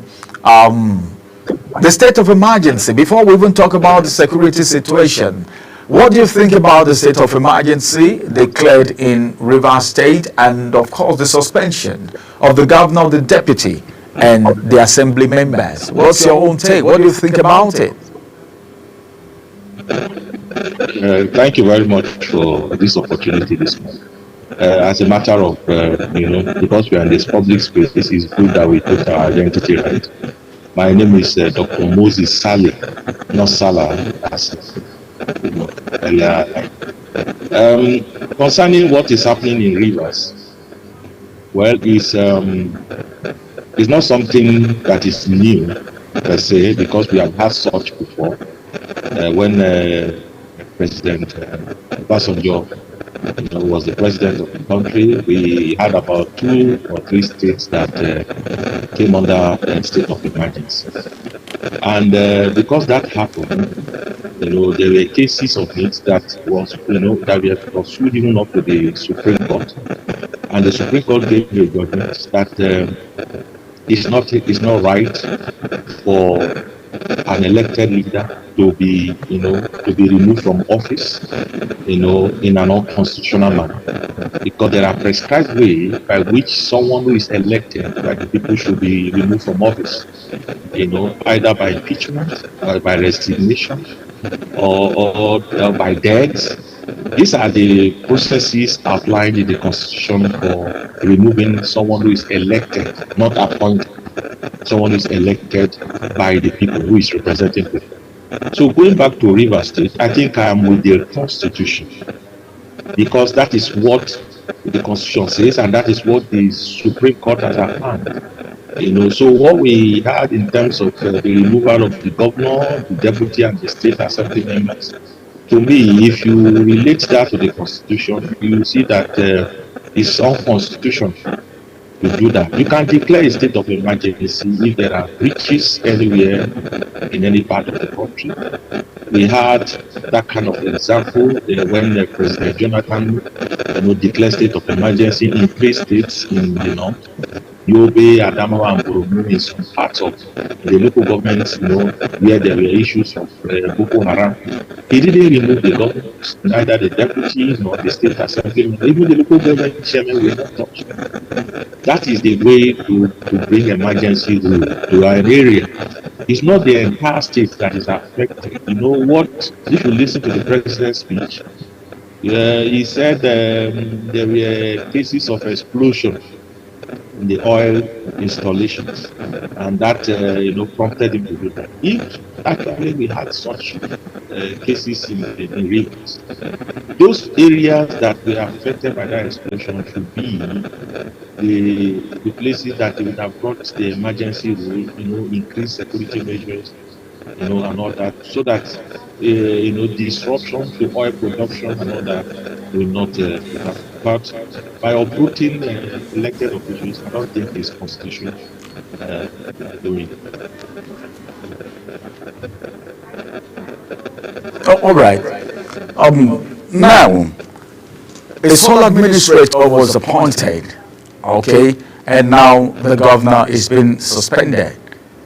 Do you see this as maybe something that could result to something different? Because the president have said the reason why he is actually bringing in the state of emergency and suspending the governor, not the president, is because of one, impending crisis. But some persons are saying this could even lead to more crisis than stopping the crisis. What do you think? What's your own school of thought? Well, you see, the president has access to security, intelligence, and all that. And again, if you are a good observer of the political development in Rivers, you would agree with the president that it has gotten to a point of an increased tension within that area because of the political conflict. But that does not mean that the incumbent, the elected officials do not manage it. If there are issues that could warrant the president to bring someone else to come and manage the state, I don't think the security situation in Rivers had degenerated to that point where such decision should be considered. But notwithstanding, having done that, we are now looking at the implications of the decision that he had made now in terms of the security of the state. The person he appointed is an experienced military official personnel. He was a former chief of naval staff, so he's quite experienced in terms of military activities and all that. But notwithstanding, what we have in Rivers is not a military issue, it's a political conflict. Now, political conflicts are not resolved by military action. So, what the new administrator should be, the direction should be going, is by engaging the stakeholders, the political leaders of that state, so that they can douse the tension that's already built. Engage them in meaningful conversation, engage even the suspended governor and the officials, engage them, because one of the responsibilities that is to build peace. So engage them in meaningful conversation and not taking side with any of the groups that are already fighting each other. And try as much as you can to reach out to traditional rulers, even leaders at the grassroots, because this is where you may have more wisdom. Because as the governor is being suspended, if quick action or deliberate actions are not taken to engage people even up to the grassroots, the appointment of the sole administrator might be misinterpreted, and for that reason might cause a serious security breach or breaches within the state. All right. Thank you, Dr. Saleh. Now, some persons are saying there are other things that the president would have done instead of declaring a state of emergency. Some other persons are saying the president did not take the right decision, while others said what he did is the best that he would have done. Now, let's look at it from the area of democracy now. As a democratically elected governor of the state, if there is a situation like this, apart from the suspension and state of emergency, what else do you think would have happened, or the federal government or the presidency would have done? Because remember, there is a speculation that's not proven yet. People are looking at actions and inactions to pass judgment on the fact that the former governor of Rivers State, who is now the minister of FCT, is not in terms with the governor of Rivers State, talking about Siminalayi Fubara, and it's part of the reason why all of this is happening. And some presidents are saying, some Nigerians are saying, the president is taking sides with the minister of FCT. Do you think there is a better way that this situation would have been handled apart from the state of emergency, looking at the situation on ground and the way Rivers State was boiling? It's a political conflict, and there are many ways by which we can address political crisis of that nature without imposing a state of emergency. To be fair to the president, when the conflict started, he tried to intervene by calling the parties to the villa, getting them to sign an agreement, which they call the peace agreement, because as at that time, the governor or the state had gone to court, to declare the seat of this State House of Assembly members, 27 of them vacant because they had defected to the All Progressive Congress. And the facility, that is the State Assembly complex, because of a bomb, because there was a detonation in that complex, they brought it down and all that. So if you look at the items that agreed upon in that meeting, was to first to withdraw the case from court, allow them to be sitting and all that. And to be fair to the governor, when he returned back, he started implementing that peace agreement. Because I remember when he withdrew the case against the 27 lawmakers from court, even me as a political scientist, I knew it was a grave mistake that he made. I knew that it was a grave mistake. Because if you are head on to that, then by now the State House of Assembly, these 27 members would have been history by now. But because of what he did by withdrawing that case, lost the momentum and all that. That is why these guys still have the oxygen to breathe around and thinking that they can do some damage. But I think he tried to respect that agreement by withdrawing the case, returned the commissioners that were brought in by Wike that left, he brought them back and all that. He was trying to implement that agreement. But I realized that even the governor trying to do that, the other party were reluctant about the implementation. They were actually reluctant because you can see the disrespect. They were recalcitrant about it, and for that reason, I think that made the governor to jettison that peace agreement and begin to pursue, what he started pursuing. So, to be fair, even that at that point, if the president is still very much interested in resolving that conflict, he would have broadened the scope of engagement beyond the two major parties of Nyesom Wike and of Fubara. He would have extended it to other political leaders within the state, even outside the state. People like former President Goodluck Jonathan, his wife, and all those people that have brought in to ensure that there's an amicable resolution of the crisis. And if that had done, I don't think it would have degenerated to this point where the state of emergency would be declared over the state. I think that's my own view. All right, Doc. Now, let me just, you're a political scientist too, so apart from the fact that you're a security expert, let's look at the polity a little bit. Now, one of the major problems that Nigerians have picked from this incident in Rivers State that degenerated to the level it is right now is the influence of people who are no more in governance, who are called godfathers, in quote, political godfathers.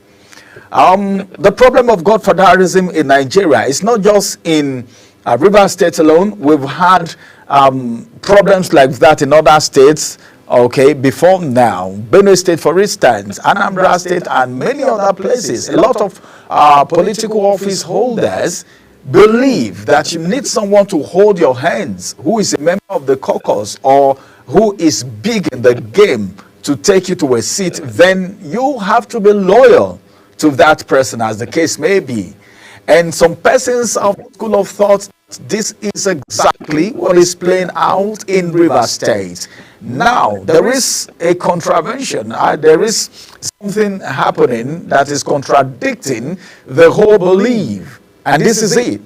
Videos making round of the past governor of Rivers State, talking about Nyesom Wike, the now minister of FCT, has it that he, from the one, right from the time of Amechi, has been kicking against godfatherism.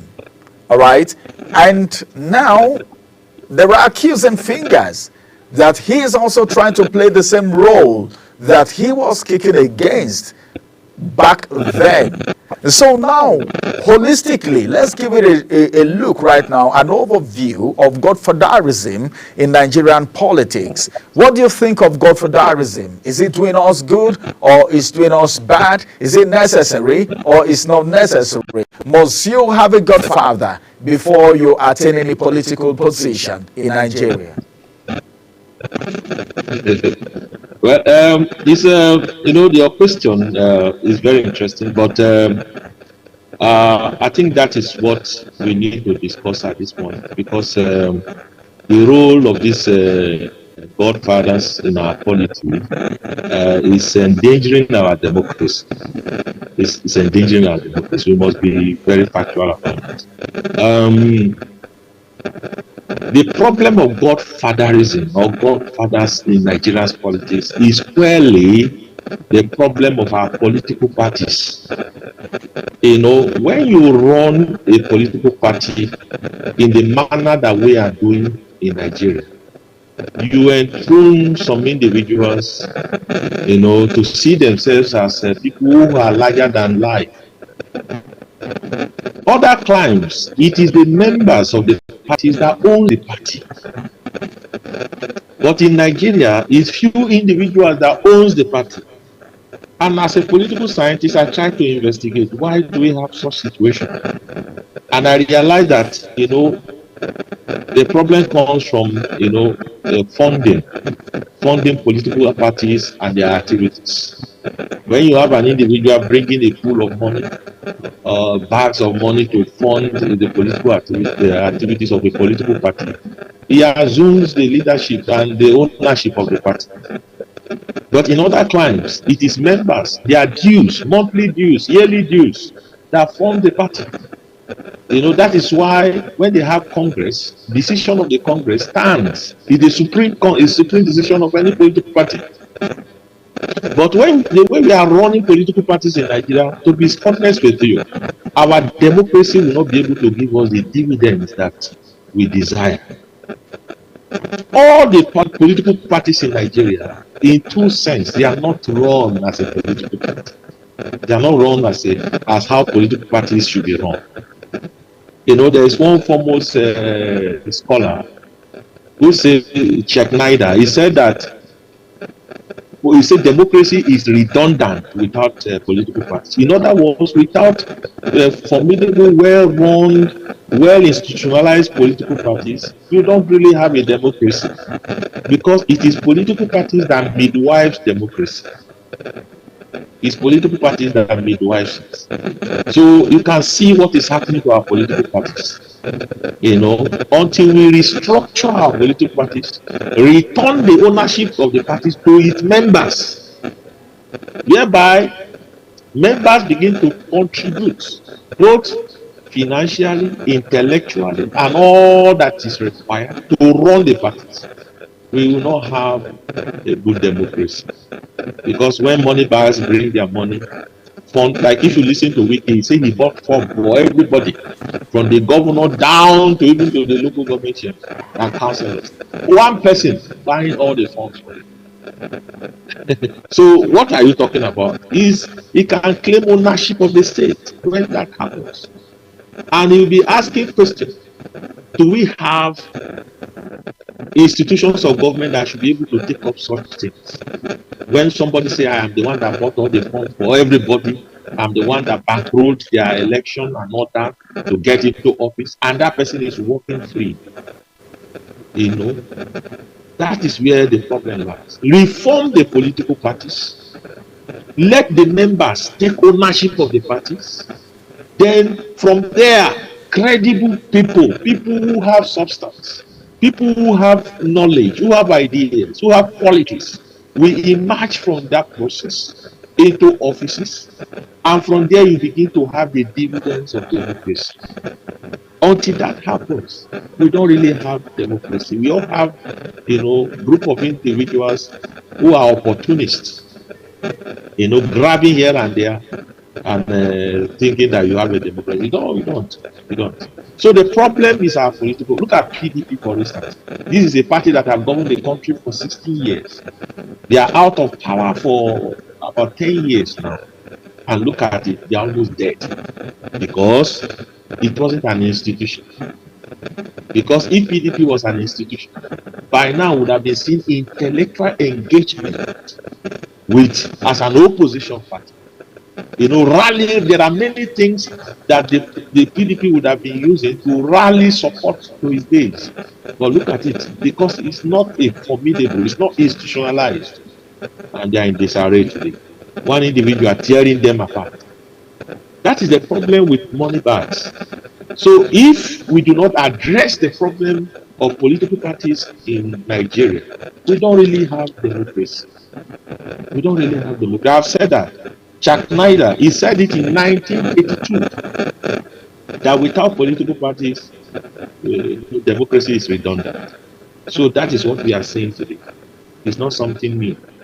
So that is the problem we have. So these godfathers, when you return party ownership to its members, godfathers will disappear. Because if it is a monthly due of 10,000 naira, or 5,000 naira, or 2,000 naira, and everyone is paying, then everybody have equal voice and equal stake. But if, when it comes to funding, one person brings 200 million, 2 billion naira, and then you are bringing your due, they say we don't need it. Then what? You don't have a stake in that. So that is where the problem lies. We can accept donation. There will be a folder for donation. Anybody that wants to donate can donate, and it stops there. That does not give you a superior voice over every other person. Until we begin to run our parties in that manner, as an institution with a clear mandate, ideology, and focus, then the issue of godfatherism will continue to thrive. That is the answer to godfatherism. All right.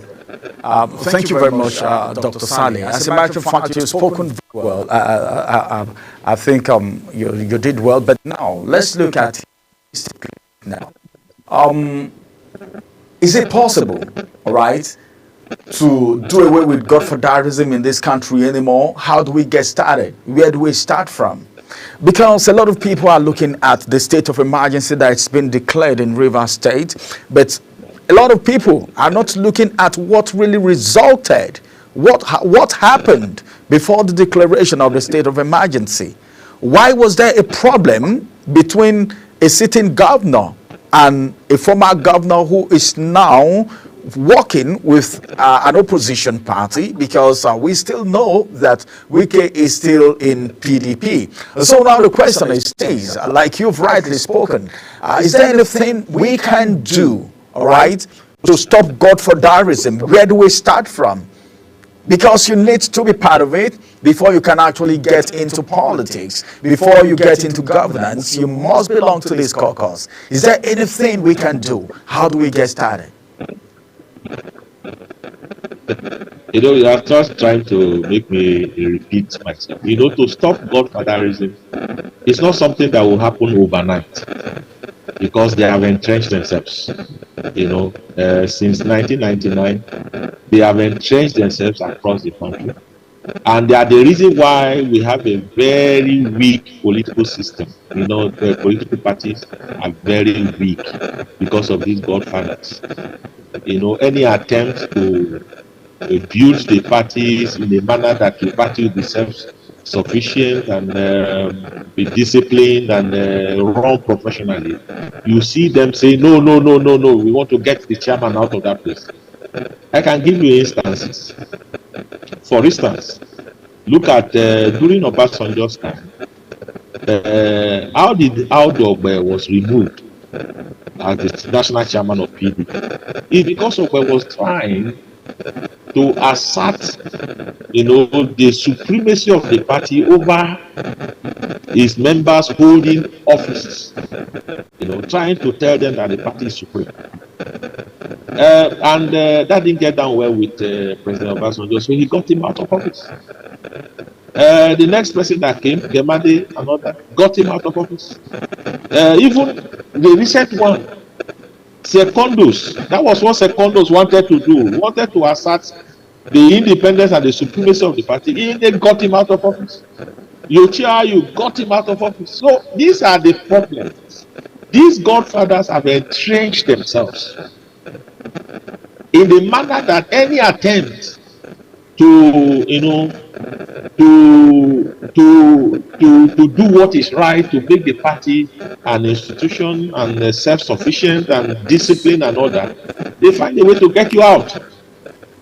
So what I would advise is that Nigerians who are thinking alike, like the way I'm just saying, they should get themselves together and start a new national political party. All right. Take advantage. Doctor,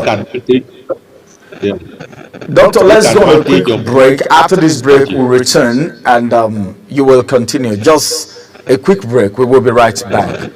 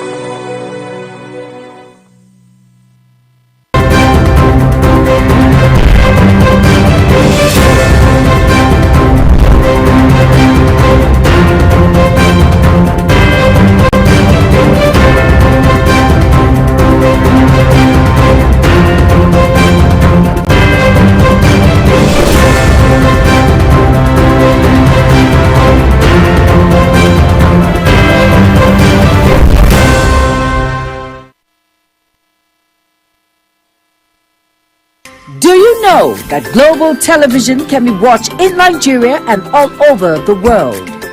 Download the Global TV Nigerian mobile app for Android and iOS devices to watch global television real-time from around the world.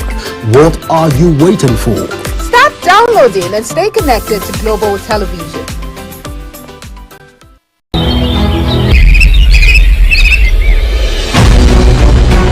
Global Morning is your top morning show here on Global Television. We bring you fresh news updates daily while delving into a variety of current affairs and topics. A Global Morning aims to deliver newspaper reviews and latest news with experts on key global issues.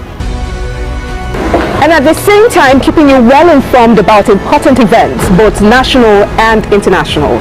Global Morning serves as a valuable source of information, helping viewers like you start your day well informed. Stay connected from Mondays to Sundays to a wide range and the latest news making rounds on Global Morning. We're on the road to protest. The president meets all of our demands.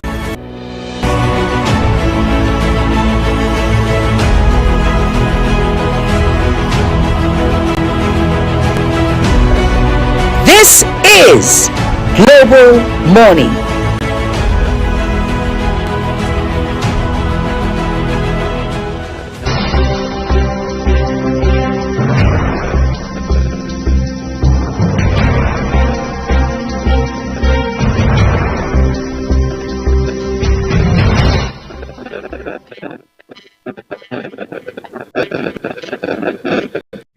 Looking back from that break, as a matter of fact, it is still Global Morning, and the second discussion is on, where we are looking at the security situation in Rivers State.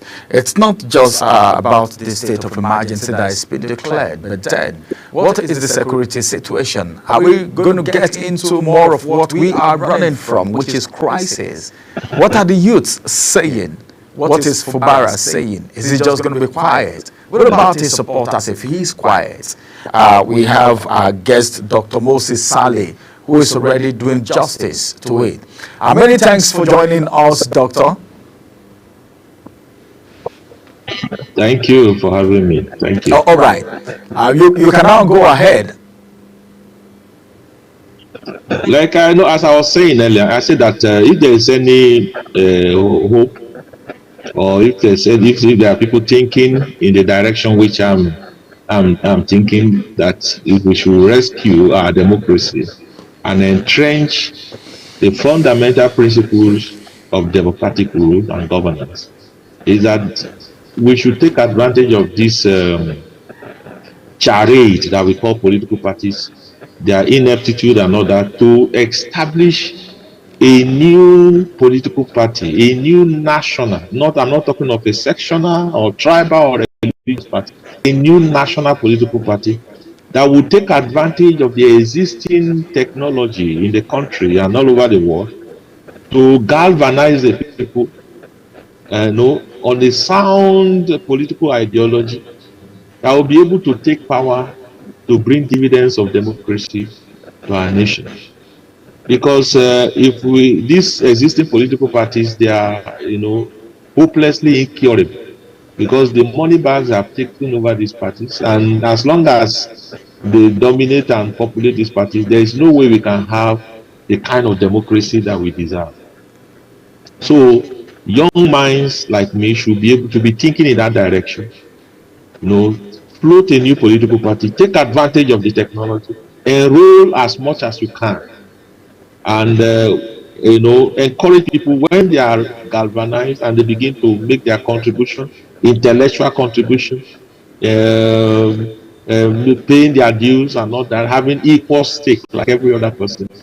You will see that our democracy will begin to take shape. As long as we have these people, if we don't push them out of the space, we will not have the kind of democracy we deserve. We will not.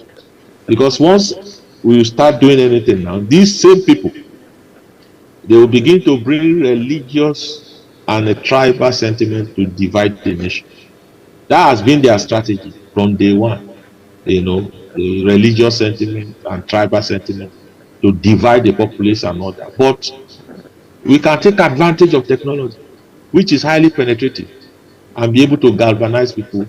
When people begin to, even voting process can be used, technology can be used, and all that, so that we can be able to, bring in fresh minds into political offices to be able to change the course of our nation. If we don't do that, I can remember some years ago, in Ibadan, when Emmanuel Macron, that is the president of France, the research that took him to the presidency was done at the University of Ibadan, where he did everything, went and started a new political party. The old political parties were decimated, and before you could say it, he became the president of France. So we should think in that direction and be able to see how we can be able to, to throw away these old political parties that have not taken us anywhere, and be able to entrench young and fresh minds into leadership positions and change the course of our nation. That is the way. If we continue to queue behind them in these old parties, you won't go anywhere because they won't allow you.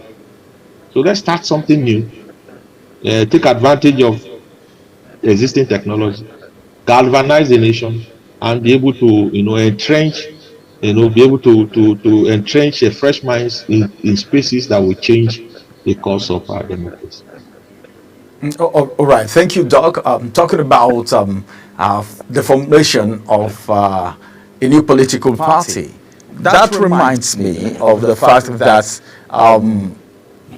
the people thinking about forming a political party are still people who are being recycled from one party to the other. I could remember last week I was in a press conference where the former presidential candidate of the People's Democratic Party, PDP, talking about Atiku Abubakar, and the former governor of Kaduna State, El Rufai, and some other politicians were there. And they said they are concerned political leaders. And the question was asked if that is a coalition they are about to form. And Atiku answered yes, that it is a coalition. Now the problem is that instead of a fresh, they are going to come up with a fresh party, the name of a party. The name is fresh, but the people that we have running this party are people that have moved from one party or the other to form this. What would you have to say about such coalition? Do you think that kind of coalition would stand to address the situation that we have in this country? In just a few minutes, we are almost done. Our time is up. I don't see anything meaningful coming out from that coalition because it's, like changing, it's like old wine in a new bottle. So I don't see anything. Are they throwing any idea? Are they bringing any fresh idea that you think that if I interrogate this idea is likely to bring it? What people are fighting for is that they want to occupy leadership positions. You must have it at the back of your mind that this is what these guys are looking for. They are disgruntled because they couldn't find leadership. El Rufai was denied a ministerial position in the APC government. And that is the reason why you see him pouring his venom from one end to another. Is it Atiku Abubakar? He has been trying to be president for years. He has not gotten it, and he has not given up. Or any other person you can see amongst them there. They are all looking for positions to occupy, so that the whole order continues. That's true, Doc. In fact, I think I'll need you some other time again because this is a topic that I really want us to talk about. Our time is already up. Thank you very much, Dr. Moses Saleh, for adding your voice to the conversation today. I wanted talking about Aldo Ogbe because he's someone that I know very well, but then time is not on our side to talk about that today. I hope to have you on the show subsequently. Thank you very much, Doctor. All right, let's go on a quick break. After this break, we'll return and we'll bring Global Morning to a close. Stay with us.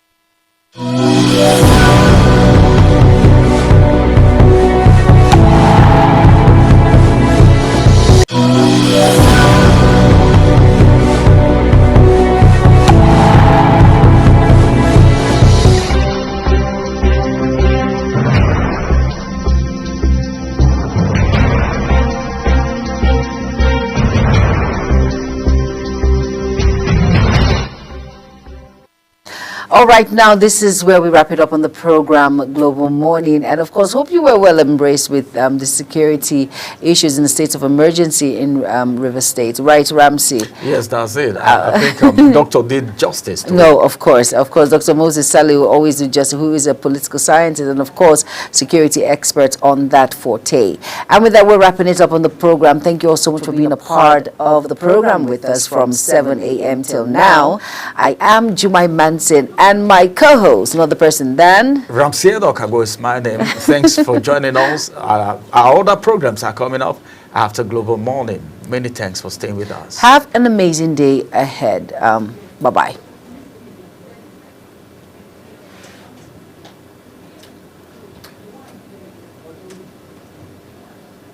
Welcome to Global Morning. Death toll from flooding. Most time our politicians just bring in policies too, for sure.